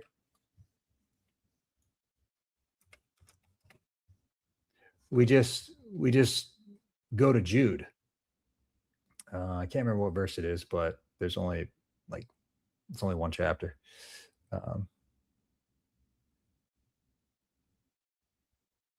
It's not all of it. There you go. Full chapter. In Jude, it says, let's see here. Here you go. Now, I want to remind you, although you once fully knew it, that Jesus, who saved a people out of the land of Egypt afterward destroyed those who did not believe. I don't know. I didn't mean to go to Hebrew and Greek. I don't know what Unitarians do. Like, far be it from me. I don't know. It's not my position, so I don't got to worry about it. But there you go, Christians. You run into Unitarians, you run into Jehovah's Witnesses. You just show them 1 Corinthians 10, 9, and you show them, what is that, Jude 5. Cooked. Absolutely cooked. And, like our logic says, we just read. That's all we're doing. We're just reading. That was good. Yeah. I'm going to use that. See, I knew my promote dollars would come to some education out there. Yeah. I had some Jehovah's Witnesses come to my door a couple months ago, and they didn't know who it was great. It's like they didn't know who they were. I literally, as they came to my door, I looked through the eye hole. I was like, these are Jehovah's Witnesses. I know it. And John points out both the verses cross-reference to Numbers 21. You can literally show the cross-reference, but they come to my door. I run to go. I talk to them. I'm like, Jehovah's Witness, and I said, what if I could show you that Jesus is God in the Bible? And one of them goes, you're not going to show me anything that I haven't seen before. I said, I bet I will. And as I run to get my Bible, I run past my wife, and I'm like, they came to the wrong house. And I pull up 1 Corinthians 10:9, and they were super nice. They were great. They literally they were like honest. They were like, we'll have to take a look at this. Like they were bewildered. You didn't see that? You know what? I'm surprised. I think it happened to Avery when he was live one time. It was either some Mormons or Jehovah's Witness or something came to his door, and they literally sat down and he started kind of somewhat like informally debating with them while he was on live stream. It was hilarious. That's amazing. I need to look up that clip. I need to find that. It happened months ago, but I actually couldn't believe it. Marcel says no heretics with the frowny face. Oh, man. So what had happened was they actually came to the door once, and he was in a rush, but he told them that he does apologetic. The young boy. We can't hear you, Jay. You've walked away. Jason, John, good note on the manuscript. Sorry, yeah. So what happened was these two Jehovah's Witnesses come to Avery's house, and he's on his way out, and he just has a quick chat with them and tells them that, hey, he's into apologetics, he does this, and they got intrigued. So he says, yeah, next time you come, and why don't you come? I'm on these days live, and you can come and watch it. So then they come, and you see these two kids. They come, they sit with him in the back, in his room, and they're watching him doing all this stuff. Okay, that's cool. And I can't remember if he asked any questions of them, or he may have, but he wasn't trying to, kind of embarrass them, in front of everybody. Yeah. They were cool. He was cool with them. They were young teenage boys. Yeah, man. I mean, I'm having a good time up here. I'm just going, man. Get one Muslim in here to talk about Islam. Saucy says, I was raised Mormon. We literally are not taught anything. That's interesting. I actually, I'm doing an apologetics class at my church, and I had a guy who was a former Mormon this Sunday come and teach, and it was very interesting to share his stories. What's up, Rich? We're just having a brodeo at this point. No Muslims want to come tell us why we should become a Muslim. Because Jay scared them away. Yeah. So I'm gonna have to change the title of my live on YouTube. Yeah. Jay scares. Well, I don't know if we're the Avengers, but we're like the Thunderbolts. You know what I'm saying? We're like the off-brand Avengers. Hey, we're the Power Rangers, bro. We're the Power Rangers. Hey, we got 4 right now. We're the Ninja Turtles. We're the Ninja. Yes. Oh, I'm Michelangelo. I love Michelangelo. Oh my goodness. I think okay, no, let's think this through. Jay is definitely Raphael for sure. So that's not even a question. Who's the black Ninja Turtle? I'll be the black Ninja Turtle. I know. Who is that? Who's the one that's most ethnic, most cultured? That's the word I'm looking for. I would say Leonardo. Or I was about to say Leonardo is Donatello. like, I would say either one of Donatello's really intelligent. Leonardo seems more cultured and Who's the sensitive. one that's always vibing? Mikey. Yeah, Michelangelo. I think I'm more. I think Coley, you would be Leonardo because you're down to earth. Brother Maverick, I think you're either the techie one or you're the vibes. That's the only option we have. John had to come up here. John, you're the guy that comes with the hockey mask. What's their friend's name? Casey Jones. Casey Jones. Yeah, Yeah. Casey. I take offense to all this Teenage Mutant Ninja Turtle talk because I collect comics. So Nice. We Unitarians honor her Maya. If you would like to discuss about Unitarianism, I've already yeah. But I like Thunderbolts. I think the Thunderbolts are That's fun. Yeah, Thunderbolts are good. Hey, speaking of, you see that new Spider-Man I'm trailer? Mikey. I got the vibe. That's what you said. You are definitely Mikey. What'd you say, Rich? That new Spider-Man trailer, though. Yeah, that looks tough. That's gonna be fun. Yeah, That's gonna be fun. Yeah, that's gonna be a good time. So we had this. So John and I and like my little crew, we had this joke that we have Peters, which would be Kennedy, and my other boy Joffrey. And so I think comparing to the disciples, orange juice, what's going on? Jay would be Peter for sure. He would have the sword. Well, Halal Christian is in your chat, bro. Oh yeah. Halal Christian is sending roses. yeah, Halal sent it to me. Thanks, Halal. Well, Sim, how's it going? It's going well, man. Are you a Muslim? Yes. Awesome. If somebody came up to you and he was like, "Yo, why should I be a Muslim?" What would you say?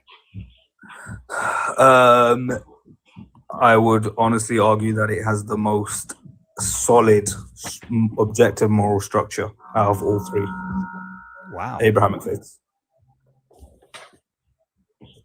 Okay. Based off countless well, not countless actually. Let me re-say that before. I know Jay will jump on immediately. I think the Bible presents huge issues. I think the Torah provides huge issues. In fact, most Jewish books have quite big issues, whereas the Quran gives us legislation where we can actually determine our morals using the Quran as a base and apply relative morality when necessary. Okay. Christianity and Judaism are false. Why should I be a Muslim? Okay. I think that there is definitely a God and you need a religious framework to get there. If you immediately rule out Christianity and Judaism, you have one path left. Well, there's other paths. There's Hinduism. There's Buddhism. There's, I don't know, atheism. Zoroastrianism, Yeah. atheism. Which do not have the same frameworks or structures. Sure. If we look at Sure. the history of Hinduism, how that came about. I was just curious what you say to that. Yeah, of course. I'm down to go back to your original argument. Yeah. So there just seems to be, I was just talking about this earlier. I don't like to take the approach. Some people like to bash other religions. I'm not trying to do that. But there does seem to be things within the moral framework that definitely bring up some questions and would make me really, Of course. question. So, things about being able to have multiple wives, being able to strike your wife. I don't know. I'm not going to gish gallop you. I'm not going to be like, No, of course. I'm happy to address both of those if you would like. Sure. I'd love to hear your thoughts on them. Okay, so polygamy is something that I struggle with. I'll be honest with that. Okay. And so that's because I read the Quran as a base point, and I completely had no idea about things like tafsir and contextual verses. So one thing I learned about the Quran is that the reason it took so long to be revealed is that verses would come in response to particular events. Now, I know Jay is very well learned in the Quran, and I hope he backs up the context of this. But when the verses came down to take more than one wife, it was in response to a battle known as the Battle of Badr, in which the Muslims were practically slaughtered. At the time, only the men would fight, and so many women and children were left without the providers in that Arabian context. So this verse came down, said, you may take more than one, but the Quran in multiple places reaffirms that it is better to take one. Why? Because it commands justice between 4 wives. I will then go in to say, when you talk about justice between 4 wives, that's not just in terms of material wealth, but that's also emotionally. And I think it is impossible for a human being to love 4 different women equally. Okay. I just don't think you can maintain that. And therefore, I would say taking 4 wives, not permissible. Yeah, that's what I was going to ask. So do you think it's permissible in today's Islam? No, 100% not, because one of the... I can respect that. I can respect that view. I'm assuming then you would say it's not okay to strike your wife. So this is a little bit more difficult, because I concede completely that the verse in question, Surah Nisa, it says first try to talk to them, then refuse to go to bed, and then third, the strike. Now, as you can imagine, it is a huge issue for us, because some of our more classical scholars, they never addressed this, because in that context, they didn't see a problem with striking. Now, when our modern day scholars look to reinterpret to fit a moral context in today's society, a lot of Muslims tend to dismiss them, saying, look, this is an innovation, this is a new way of thinking. And then for other people, when they talk to us about this, like, this is just a cope, look at what your old scholars say. I take the viewpoint, I very, very simply take the viewpoint that the verse does refer to strike, but the context is a severe issue. Now, I'm not sitting here to say that I think this is part of my moral framework. I don't think it's okay to strike another human being over a disagreement. That is my viewpoint. I would not do it, but neither am I going to say the Quran doesn't allow it, because it does. See, if I can jump in here for a second. Hello, Jay. Hey man. The problem isn't that Muslim aren't decent. Muslim men and people are decent. They don't go around doing this stuff. The problem is your theology permits it. So it's for those who do it. If they get put in front of a Sharia judge and he opens up the Sharia books, he will say, you know what? You haven't. There isn't a crime I can, according to Sharia, that I can put on you. I can't charge you with anything. My response to you, Jay, would be is I addressed your point there, because the Sharia and the fiqh was, like I said, established by classical egregious and classical tafsir. This was done by scholars who had no problem with such verses because of the context of the time we lived in.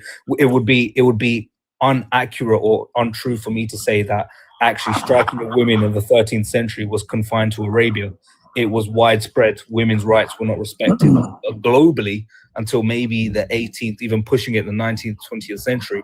So when we now go back in from a modern context, I would be very surprised if you would be able to find me an Islamic country beside maybe Iran and Afghanistan that have not introduced legislation that actually they've looked back at the Quran, they've looked back at the Sharia and said it is permissible for us to now say you cannot go ahead and strike your wives.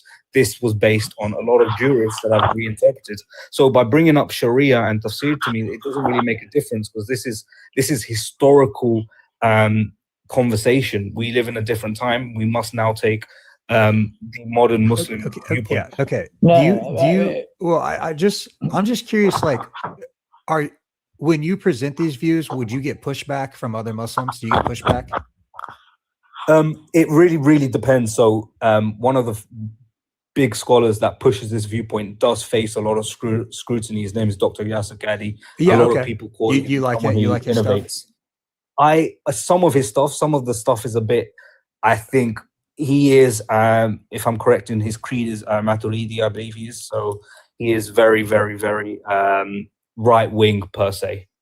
No, left wing. I think he'd be more left wing. Oh, yeah, But okay. I think the only Muslims that would oppose this view are the ones that hold an idea of Islam that is based upon the Islam taught to them by very old scholars. And the example I always give to them is, if you've met an Islamic scholar in the 17th century, he would tell you coffee is haram. And that is because of the lack of scientific consensus available to that person. How can we expect these scholars to give us accurate Islamic rulings if they didn't have all the facts on the table? Not to say that they were incorrect, just within the context they ruled in or they provided consensus on, they didn't have everything available to them. Now, as we move through times and we get more and more facts available to us, why Islam was allowed to say cigarettes are wrong, vaping is harmful, etc., is we need to look at things with a modern context. And this is Islamically allowed. As Jay would tell you, we believe that in every century there will be a reformer, somebody who would be able to provide updated rulings, things like that. And so I'm not going to go as far as saying that Dr. Yasser Qadi is this person, but I believe as a Muslim population, we are developing, we are moving forward, and it's time for us to start shifting our perspectives. Hey, I'm all for that. So if you want to not, go for polygamy and not striking your wives, like I'm totally for that. I think I'm trying to figure out how you reconcile, because like the belief, and maybe you can correct me here on your belief, but like the general belief in Islam is that this is direct revelation from God. Yeah. So are you just saying that the previous scholars just had bad interpretation? No, not necessarily. So the Quran allows this within specific context, and then what is the best way to to like abrogation? No, not necessarily abrogation. So the best then is to see how is it enacted. So the Quran tells you to pray Salah, but it doesn't tell you how to do it. That came from the Prophet. Right. And similarly, therefore, the Prophet said, the best of you are those who are best to their wives, and do not hit the female servants of Allah. This is a direct hadith. Now, a female servant of Allah would be someone like your wife, a female who is Muslim, I'm guessing.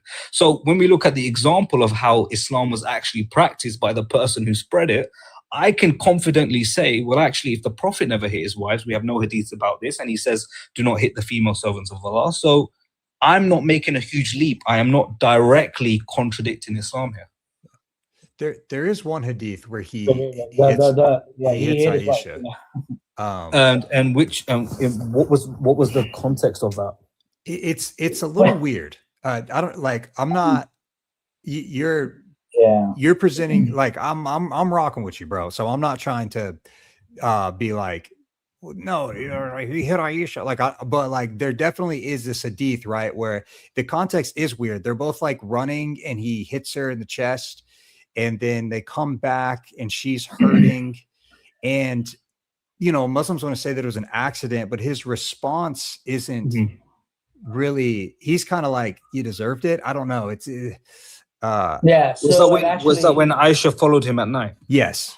Yeah. So he hits him once he hits him once.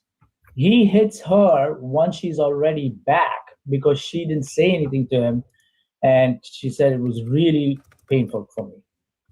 So because she was quiet, she said it hurt her badly. It says to the effect that she was in pain. So it wasn't a tap with the toothbrush, is what I'm trying to say. So it hurt her. So I'm going to find the hadith out there, but I was looking it up. I think this is it. Man, here's the thing. Like I let's just read it. I just want to get your thoughts on it. Yeah, I know. I brought it up in front of me, so I'm happy to read it. Okay, cool. I'm gonna bring it up so that we can look at it. Because Is it 21? Is it 2127? Is that it? Hold on, I think there are multiple times she gets hit. So oh, geez. I'm not sure about in the multiple. hadith. But it's the exact one Wow. is Book of Funerals, and it's the night visit to Al-Baqi. But when I say multiple times she gets hit multiple What's the times number? from different people. I'll give you the Hold on a second. Like Abu Bakr hits her once. her father. So yeah, she's already married and everything else, and he just hits her in front of everybody else. But let me see here. Beat women. I hit to all 14 tabs to see which one it is. 1 second. Okay, I found one version of it. Let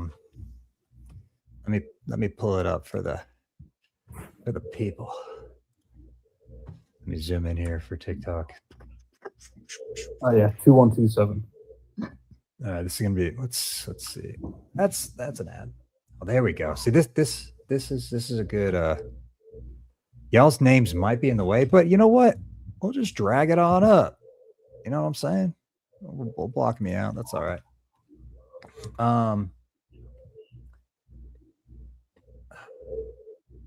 I'm always like, do I read the whole thing? But like, we're on a live for sake of time, but I want the context. That's where I always find myself. So this is Aisha talking. Just give the background. He says he stood there and he stood for a long time. He lifted his hand 3 times and then returned. I also returned. He hastened in his steps, and I hastened in my steps. He ran and I ran too. He came to the house and I also came to the house. I, however, preceded him, and I entered the house. And as I lay down on the bed, he, the holy prophet, entered the house and said, "Why is it, O Aisha, that you are out of breath?" I said, "There is nothing." He said, "Tell me, or the subtle and the aware would inform me." I said, "Messenger of Allah, may my father and mother be ransomed for you." And then I told him the whole story. He said, "What is the darkness of your shadow that I saw in front of me?" I said, he said, "Was it the darkness of your shadow that I saw in front of me?" I said, "Yes." He struck me on the chest, which caused me pain, and then said, and this is where it's interesting, his response, "Did you think that Allah and his apostle would deal unjustly with you?" And she said, "Whatsoever the people conceal, Allah will know it." And so it's weird. That's all I got to say. Mm-hmm. So what I understand from the context of this hadith is that it happened during something that happened at night. The Prophet went to a graveyard. Aisha felt curious. I think some people interpret that there's a bit of jealousy in regards to the other wives, that Aisha had a general understanding that he would go visit his other wives in this moment. But what I noticed from this hadith is, like, when we think of beating our wives, a lot of people think of a repeated domestic abuse type pattern. What I see here is firstly a questioning, so not immediately jumping to, okay, it's time to beat my wife. It's establishing what happened. It was a single strike to the chest. Now, I'm not gonna sit here and say I would replicate this pattern. But looking at this hadith and applying it to what the Quranic law is, because that is above all for me as a Muslim, the Prophet hasn't transgressed Islam, and I don't think he's transgressed a moral boundary. He didn't transgress Islam. Yeah, hold on. That's true. So wait. We wrapped it up in a very, very, sorry, but for me it is too cute by half out here. I mean, Jay, give your thoughts. You got thoughts on it. Right. I mean, under what circumstance does the sign for all mankind, the one that everyone should emulate, is okay for him not only to strike his wife? There are many other hadiths where he says that it's okay. I mean, a woman has come to him. Aisha brought a woman to him who is beaten black and blue. And he says his only concern is what's going on with the husband, and ignores completely that the woman has got beaten. He doesn't say anything about it. There are other hadiths that I have open up here where he says, no one should question anybody if someone beats their wife. Then there are other hadiths where he says, don't beat your wife like you would beat your slave woman. That means don't lash her that hard, right? but you can beat it. Under what circumstance would even raising your hand to your wife be acceptable? Okay, this is a very very interesting question, Jay. So, just to understand your perspective, then, are you follow a moral basing that it is never ever ever acceptable to raise your hand Correct. against your wife? In no circumstance you would ever do that. If it was, if you're defending yourself, I can understand. Right. that, You but can it's make not an up a offensive move. circumstance. Like she's going to kill me. And so this is the only thing I have left. Okay, not in a defensive I'm pattern, alive. but there was no ever any context in an offensive manner that you would strike your wife. None at all. No. No. Yeah. No. No, definitely. not. Okay, I mean, I'm married. Like there's no way. Wait. Mhm. I mean, are you shocked by that, or?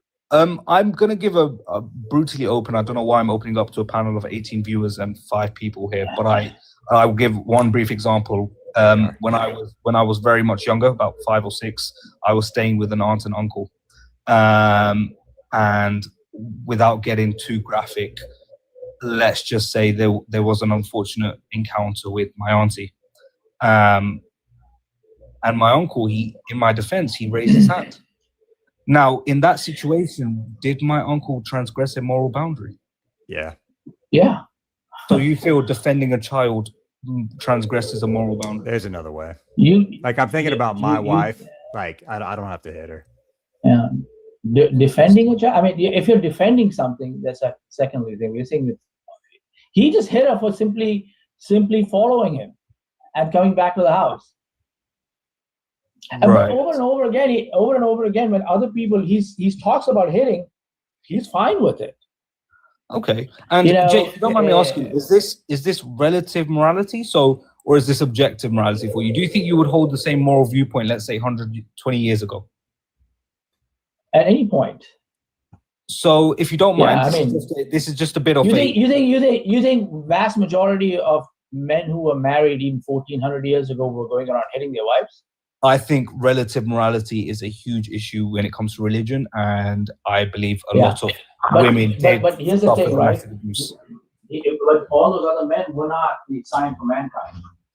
Pardon? The prophet was. This is All really those other men- interesting because those many other- Muslims. all the Jay, all the many other men Muslims. weren't This is that the sign problem because when I watch your lives, I realize you do a lot with Athari Muslims. Now these are the strict, the Salafi side.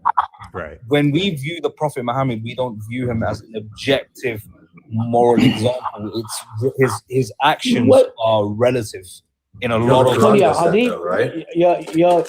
your hadith and your Quran and everybody else tells us to do that. How do we ignore something that your God says to do? The Quran gives us 3 very specific instructions. Number 1, first, raise your voice with them. 2, abandon marital relations. And 3, in that after those 2 things haven't worked, you may then strike. Now, what from your understanding of the Arabic, what does that strike entail? So first things first, okay? I was actually saying your Quran says to follow Muhammad and that he is a sign for mankind. Hadith say he's a sign for mankind. So for you guys not to sit down and say that, oh, I don't look at Muhammad that way, that might be a personal opinion, but we're talking your theology tells us that that's the way he's supposed to be treated, to an extent where you can't even say just la ilaha illallah. You have to say Muhammad Rasulullah. This man is very important. He's a highly exalted person. He is someone that you guys look up to. Now, coming back to 65:4, what I see from that is that he is not given any boundaries. In there, if he had said, and then don't do it severely or anything, he just says strike them. So what happens from the audience who's hearing it? They don't see any boundaries. So how do they know what a strike means? Does a strike mean a light tap? Does a strike mean like slap the hell out of her? So now then they have to go into the different fiqhs. Then they have to see the madhabs. Exactly. Okay, all right. But then the different fiqhs just say different things out there. Correct. And the problem is that who is going to measure and say, oh, that what I hit her was actually light. She's saying it's hard. You can actually hurt somebody without leaving a mark also, right? So it just, the problem is, why even introduce this? Then you have all this other garbage going on after it. Then somebody will sit down and say, well, you said I can't hit it too hard. How do I measure hardness? This is not a tinted window that I can put a little machine on it and say, oh, this is the, percentage of tint you have on a window like the cops do, on your car. How do I measure that, I've hit it hard or just hit a little less? Marks? Well, quite simply, mark. by reading in context, Jay. So, for example, we have this hadith, and when we look at the Prophet's actions, okay, like you said, fiqh, you brought into it, I have to look at everything the Prophet says, not go by his rulings part by part. So, if I was to isolate the Prophet's teachings or Islamic understanding at a specific time without looking at the whole picture, I would make a huge mistake. For example, if I was only to look at the first 10 years of Islam and to follow that, I would be allowed to drink alcohol. If I then only looked at the middle 10-year periods, I would be allowed to do muta marriage. I wouldn't be allowed to drink alcohol anymore, but there would be different rulings. Then if I look at only the last 10 years of Islam, things will change again. But when I now start looking at the whole picture and I pull out this hadith of the Prophet striking Aisha, I then pull out Surah An-Nisa, then I pull out the hadith of him saying, do not hit the female servants of Allah. Then I pull up the hadith that says, those of you who are best are the ones who are best to their wives. And I look at all of them within context. Can you educatedly tell me what the conclusion would be, Jay? Yeah, so I've got about 8 various times he's been involved in somebody getting hit and his reaction. Okay, so and his reaction is of ignoring it or amazing. Just, I know exactly what hadith you're okay. going to bring up. What hadith you're going to bring up. It's the one where Aisha brings the woman, and the first question he asks is, what is the matter with the husband? Now, in that context, do you know what the Prophet's role was? Then do I know what? What was the Prophet's role? Why did Aisha bring this woman to the Prophet? What was the significance there? Well, she was beaten black and blue, and you could see it. But why bring him to the Prophet? What was the significance of that action? What was the Prophet meant to do? To complain to him that one of the guys is sitting down and beating the women, but his reaction didn't tell us that he was a judge. Yeah. Correct. And what was the outcome? Yes, and the outcome was he completely ignored it. No. What was the outcome? What happened to the husband? The outcome was he ignored it. He just he forced that woman to go back to the husband. Can you tell me the hadith? Can you tell me the hadith? Yeah, you do. Okay, here it is. Hold on. I'd like to look at it as well. I'm not familiar with it. Okay, hold on. There's multiple hadiths up here. Let me see which one is that. We've got Bukhari 5825. Yeah, is that the one you just mentioned? Yeah. Okay, brilliant. Let me quickly bring it up. That's a longer version of it. Women have got. Umar came and said women have become bold towards their husbands. So the Prophet allowed many women came to the family complaining about their husbands. So the Prophet said, many women have come to the complaining about their husbands. Those men are not the best among you. That is 5825. That's the wrong one. Those men are not the best among you. No, Bukhari 5825. I've got it right in front of me. Bukhari 5825. All right, let me just. But that one kind of okay. Oh yeah, here's the another one. So this is from 77. The dress. Rifa divorced his wife, whereupon Abdurrahman, was it that one? Yeah, that is the only 5825. Yeah. No, it's not this one either. All right, show me on camera. I'm crazy. I've never heard of 2 Bukhari 5825s. No, but that's the what other one I have. I have the other one. The other one is right here. Okay, which is Sunnah Abi Dawud 2146. I've got it. Oh, so it's Abu Dawood. It's Abu Dawood. No.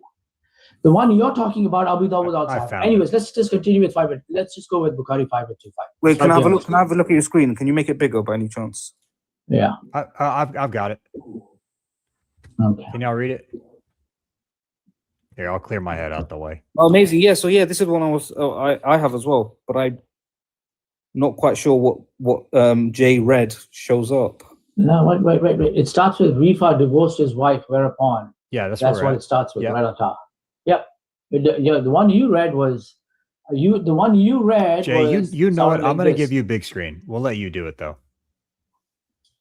Well, actually, we'll let you do it. I'll keep it up on YT so people can see it. So you go big screen on TikTok. All right, hold on a second. Okay. So you have The one you read was this: "Do not beat Allah's handmaidens, but when Umar came to the messengers." That's not the one. The one I'm Okay. reading out here is this. This is Okay, what yeah. it goes. It's a rather long one. Okay, so it starts off by saying Rifa divorced his wife, whereupon Abdul Rahman al-Zubair al-Qurayzi married her. Aisha then said that the lady came wearing a green veil and complained to Aisha of her husband and showed her a green spot on her skin caused by the beating. So she's beaten, black and blue. Black and It blue, was but a the green spot. You know what black and blue means? Of course, but the hadith says showed a green spot on her skin. When you said black and blue, the imagery you're creating is a woman with a black eye and several scratches and things like that. But it's a spot. It's But just okay. semantics. Semantics. Let's keep moving forward. The green spot means she's beaten where it's discolored to that point where you are hit hard. Right. So She got some will call it bruised. black and blue, She's some will call it green. Yeah, I mean, That's fine. yeah. So she didn't come up to this. She didn't come up and say she got a hickey. All right. So wearing a green veil, complained to Aisha of her husband and showed her. I mean, I don't know what we're doing here, man. All right. So showed a green spot on her skin caused by beating. It was the habit. And look at this comment. It was the habit of the ladies to support each other. So when Allah's messenger came, Aisha said, I have not seen any woman suffering as much as the believing woman, as much as the Muslim woman. So her comment is that the Muslim women are getting it there. They are really getting beaten up out there. This is she hasn't made a only for this lady comment. She says Muslim women are really getting it out there. So I have not seen any woman suffering as much as the believing woman. Look, her skin is greener than her clothes. When Abdul Rahman heard that his wife had gone to the Prophet, he came with his 2 sons from another wife. He said, by Allah, I've done no wrong to him. But she said, by Allah, I have done no wrong to him, but he is impotent and he is as useless to me as this, holding and showing the fringe of her garment. Okay, so this is a woman who's got beaten green, okay, and so she says, oh, by the way, alluding to this beating is probably had to do with because he's impotent and she's like, man, he can't do anything. He's useless to me, as here, holding and showing the fringe of a garment. Now, Abdul Rahman said, that's the husband, by Allah, O Allah's messenger, she has told you a lie. I am very strong and can satisfy her, but she is disobedient and wants to go back to Rifa, her first husband. Okay. Now, whether the dispute is she wants to go back or not go back, she's beaten. There's the marks all over her. Muhammad's so reaction you is intriguing. yeah. Hold on. Muhammad's reaction I've is read the intriguing. hadith. Can we jump straight into the response? Hold on, I Okay, haven't read it. So keep going hold real on. quick. Yeah. So Muhammad's response to her is, if that is your intention, then know that it is unlawful for you to remarry Rifa unless Abdul Rahman has sexual intercourse with you. So look at the 2 things we can pull up from here. Aisha's complaining about her being beaten up. He's not concerned about that. He's ruling on that, oh no, if you want to go back to your first husband, you must have sex with him. Now remember, she said, I can't have sex with him because he's impotent. So he's saying, no, you need to go back and have sex with him, which is crazy by itself, that he's forcing her to go back. Read the next bit about the 2 boys. She gets beaten up, okay? On that, okay, then the Prophet saw the 2 boys with Abdul Rahman and asked him, are these your sons? Again, he is not bothered about the beating part of it. On that, Abdul Rahman said yes. And the Prophet said, you claim what you claim, i.e., he is impotent. But by Allah, these boys resemble him as a crow resembles a crow. So now Muhammad, I gotta say, this is absurd what he says. Grown sons. You could be impotent today and not 18 years ago when you have that. But he says, because you have children, that means I'm making a judgment you're not impotent. But even all of that impotent, not impotent, he's forcing her to go back and have sex with him. Where's the whole beating part of it? His reaction is like, what? Jay, I'm going to address this very, very simply, okay? So, number 1, the Prophet was acting as a judge in a matter of divorce. Two, the Prophet's actually ruled in her behalf. By him saying if she's saying that she can't divorce, she wants to go back to her first husband, and the Prophet replies, look, you can't unless you've had sexual intercourse. But then he says, but look, those sons look exactly like you, confirming that has happened. He's basically given her authority to complete the divorce. That is quite quintessentially what has happened. No, read the hadith simply. No. So the ruling, No, one listen, second, the ruling let is me- let me- you can't let go me- back. let me- One let second, me- Jay, let me- let me finish. You love jumping in. Let me just finish. You clearly said when reading the hadith that the Prophet says you have to go back to him to have sexual intercourse before you can issue the divorce. But the hadith literally finishes the Prophet confirming or saying, but I know this has clearly already happened because these are your sons. So please You tell finished? me where the Prophet says divorce isn't allowed. Right. So here's the thing, okay? There are three things we're talking about here. Number one, Right. notice the whole issue of being beaten up suddenly has gone under the rug. No, 100%. Now I we're was going to address that, but discussing you wanted to jump in. Hold on. So Hold on. No. You had your time to address it. You went into this other. no, not necessarily, number Jay. one- You did let interrupt. me- Okay. Why didn't you lead with the fact that the whole thing we brought you here is that he doesn't care about someone being beaten? I was Not finishing about on the having final sex or point you something. made, but okay. Okay, you know what? Here's what I'm going to do. Go make your point. Why did he not say anything about her being beaten up? Okay, so number one, the woman didn't make a complaint at any point herself. When she came to speak to the Prophet, the complaint she made was that he's impotent and I want to go back to Rifa'ah, which was her first husband. Aisha was the one that brought the complaint, not the woman herself. Two, the Prophet addresses her point by saying it wouldn't be allowed. The laws for divorce are if this so-and-so has happened. And then he finishes by saying, but I can tell that the law has been satisfied. So essentially, in a way, he's basically saying the divorce would be legal. That's quintessentially what happened. And You thirdly, harm is addressed elsewhere in Islamic law, the right to divorce and the right to complain, etc. And also the treatment of wives. But yes. Yeah, you finished? All right. You Go know ahead. what? I got to tell you, dude, that's a terrible job you did there, okay? First, Okay. she comes to Aisha to complain about the fact she's beaten up. You think Aisha just grabbed her off the street and came with her and forced her to come in front of her? Don't talk over me now. You literally had the, pardon me, you're respectful, but you had the bloody audacity to think we are half-brains out here. The man, the woman sat down, Aisha brought her to Muhammad because she's been beaten up. Say, look, she's been beaten up. So Muhammad sees her being beaten up, her green spots and everything else. Okay? Then the woman tells what's going on in here, is narrating the story, what's going on in here. So you're trying to pretend and tell us, oh, the woman didn't come and complain anything. This is ridiculous. The whole scenario is set up that the woman is coming. Can you show me the? Can you? Jay's getting a bit angry. Don't interrupt me. Okay, don't interrupt me. Okay, do not interrupt me. Okay. So it's very clear. Aisha has come and shown her the green spot. Is Muhammad aware of it being beaten up? Yes. You suddenly want to make up this own thing about yourself about is it hitting me with a hate behavior or something? Yeah. Oh, it's hitting you. Me? It's hitting you. Yeah, it's wanting me to remove you. Let me go down and then I'll come back up. Okay. Golly, it still got me, but it's fine. I'm about to. I'm gonna end the live after this anyway, so it's not really that big of a deal. Yeah. It's still restricted now. You're here, but let's close this out. I'm ending the live anyways, so I'm gonna go sleep. All right. Yeah. So here's the deal. Is he aware of the woman being beaten up? Yes. Does his wife inform him the woman got beaten up? Yes.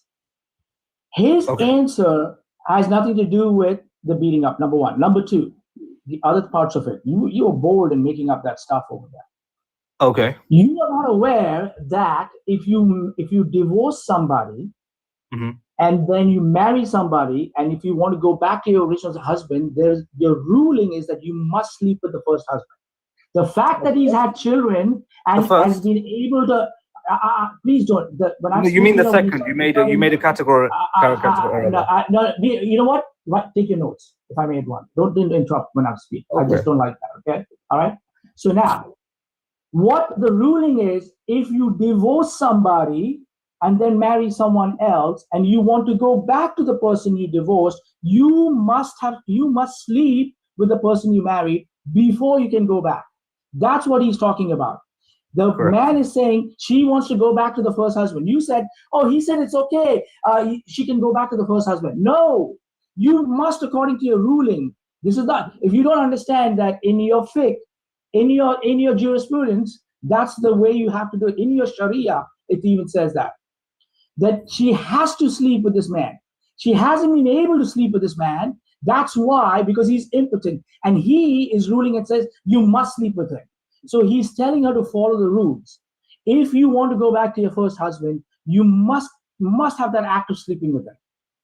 Okay, He's so not saying, oh, because you already did that. So you completely mucked up that whole thing over there. okay, so I'm gonna read exactly the hadith verbatim. Everyone has it up. The exact thing the Prophet says is, if that is your intention, then you know that it is unlawful for you to remarry Rifa unless Abdul Rahman has had sexual intercourse with you. At no point does he say, go and do it. He said, has had. And then immediately after, it says, then the Prophet ﷺ saw two boys with Abdul Rahman, asked him, are these your sons? And by that, he says, oh, but look, there's resemblance, proving that this has already happened. So at no point does the Prophet command her to go back. From the wording of the hadith, we know explicitly that the Prophet affirms this has already happened. The legal rulings for divorce have been met. But to address your earlier point as to why the Prophet didn't address the beating. Stop. Jay, you told me not to interrupt you. Now I'm responding. Don't interrupt me. No, Jay. Well, yeah, let's him finish. Let's him finish his exactly, Jay. Thank you. Yeah. So just to address your point at the start, did the Prophet know that she had been beaten? Clearly, the Prophet had a visual issue, and your issue primarily is why did the Prophet not address this? When the woman presents her complaint, she says exactly this: by Allah, I have done no wrong to him, but he is impotent and is as useful to me as this. And then she shows her garment being unuseful to her. In this situation, when the woman has been put in front of the Prophet and able to give a complaint, her only complaint is that she is not allowed to get a divorce. You're simply saying that the Prophet should ignore that complaint and focus primarily. I'm literally reading the hadith. It's literally what it says. This is the height of disingenuousness, guys. But it's right in front of us. Right? It's right in front of us. This is it's right in front of us.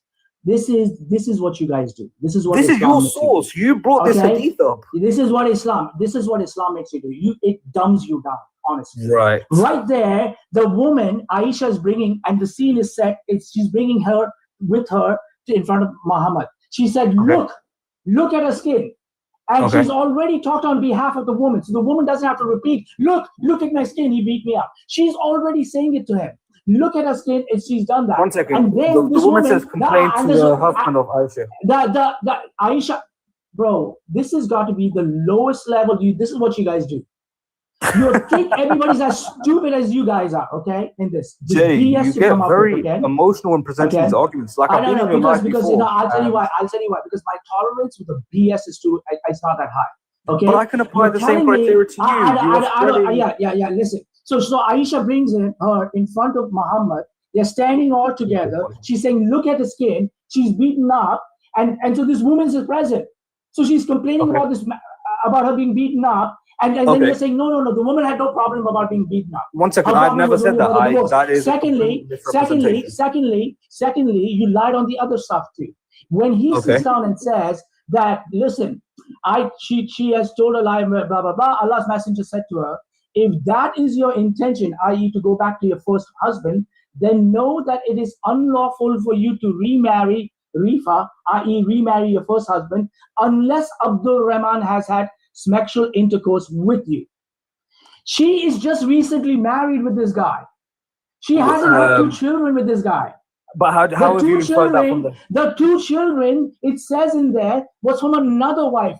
He says Abdul Rahman came. What did Abdul Rahman come? With children from another wife. Okay. So the smacks he had to have those 2 children was from another wife. This woman hasn't had smacks with her because he's impotent. How have you inferred that? So, oh my God, that's what it says right here. All right, let's do this here. So first, however, I inferred that she hasn't had sex with him. She says he's useless. He's impotent. By Allah, I have done no wrong to him. He is impotent and he's useless to me as this. So she hasn't had sex with him. So that's the reason why. And he says, no, she's come to you and I haven't done anything wrong. And by the way, I'm not impotent because look, I've got 2 sons from another wife. Right. So Allah's messenger says what? Muhammad says, you must sleep with her if you want to go back to the first husband. Otherwise, it's unlawful. And all over your fiqh and everything else, it says that stuff. And the way I get aggravated with you guys is because sometimes it's like, are you freaking kidding me? I'm not even having a conversation with somebody who even pretends that they want to have a serious conversation. To sit down and tell me that the scenario set in a room, the wife is pulling, Aisha's bringing this woman and saying, look, showing her skin, she's got green spots on it, and you say, oh, the woman is okay with being beaten. She had no complaint about it. What level of, complete disconnect you guys have to think that we're going to fall for that stuff. Right. Okay, Jay. I'm ridiculous. going to be honest. I'm going to do something that I do because I'm unfortunately like others. I admit I now read back the hadith and it did say another wife. I can see that point. Okay. He brought and I agree with your point that impotence cannot be proved from grown sons. Fair enough. Okay. I brushed over that point, but then I would go on to say, how would one prove impotence in that scenario? If the wife could prove impotence, what would the Prophet do? It doesn't matter how you prove it. He's told you that she has to go back to him who's just been beaten up with this guy. You're fixed on the impotent part of it. The impotent part was just a law I was trying to introduce you to understand what it's saying in here. The larger point is, come, woman, I'm going to take you to my husband, the Prophet. Let's show him how you got beaten up. Hey, husband, look at this person, how they got beaten up. And the husband's like, yeah, I'm going to disregard that part of it. And there are other hadiths in there where he says it's okay. You can beat your wives, but don't beat them as hard as you beat the slaves. And it's okay to beat your wives. Yada, yada, yada. So all over in many hadiths, his attitude towards beating is relaxed. And he hits his own wife. So when you ask the question, what do you think when you look at it in context? When I look in context, I see a God saying in the Quran, taking the valuable real estate. You've got only 114 chapters. You don't have 66 books or 80 books, whatever. You've got 114 chapters. And God should be saying, like, I got valuable retail space in here. I'm going to give you all the things that are core to the theology. Okay. Which, by the way, he forgets to talk about core things to the theology in the Quran. But that's the second thing. Here's what I'm going to do. Instead, he puts a verse in there. How you can beat your wife. Yeah. But Jay, that's a huge. That's an issue. That's not isolated to Islam. That exists in every. Here's what I'm gonna do. Sim, you get the last word, and then I'm shutting the light down because I'm gonna go to sleep. So fair enough. Yeah, no, 100%. You give your thoughts, and then I'd simply respond by saying, fair enough on that hadith. I will go back and look into that a bit more, understand the context. But you said something really interesting about the Quran not having enough real estate and why it doesn't mention certain things. That is a hugely problematic statement to say unless you then apply that to every Abrahamic faith. You look at Christianity, specifically Deuteronomy about the Hymen incident in chapter 13. You can look at the old rulings about stoning people that do this, etc. There are issues morally that exist within every Abrahamic faith. Major theological issues are missing. The hadith fill the gap on major theological issues. Yeah, obviously we could respond to that, and that could spiral into a whole nother conversation. But Sam, man, I thought you were respectful. It's interesting to hear your perspective. Look at some hadith and get your thoughts. So appreciate you coming up, Jay. Appreciate you engaging with him and keeping it chill for the most part. But yeah. I'm sorry, I am who I am. At some point, you get. Sam, I'm gonna let you go, and then I'm gonna close out the live. So thank you. All right, man. Take it easy. Go ahead. Yeah. Thanks. Oh man. Hey, I learned something though, because I had not seen this hadith before. So I felt like I was a viewer. I'm locked in looking at this hadith. What is this saying? What's happening here? What's going on with this ruling? I thought it was fascinating and yeah, tough. But hey everybody, appreciate y'all watching. Appreciate y'all sticking around. We were waiting for guests and then got into a fun little conversation there at the end. Appreciate y'all watching on TikTok. Appreciate y'all watching over on YT. And so I'll be live again Thursday afternoon. I don't work on Thursday, so I'll be live again Thursday, and then Friday I'll be live with God Logic, and maybe Rich will make an appearance. We'll see. Yeah, we'll see. All right, peeps. Y'all have a good night, guys. Thank you. Take it easy. Take care. God bless everybody. I ended TikTok, but I'm still live on YouTube. Want to say thank you all so much for watching. God bless. Enjoy your night. And man, happy Easter. Bye.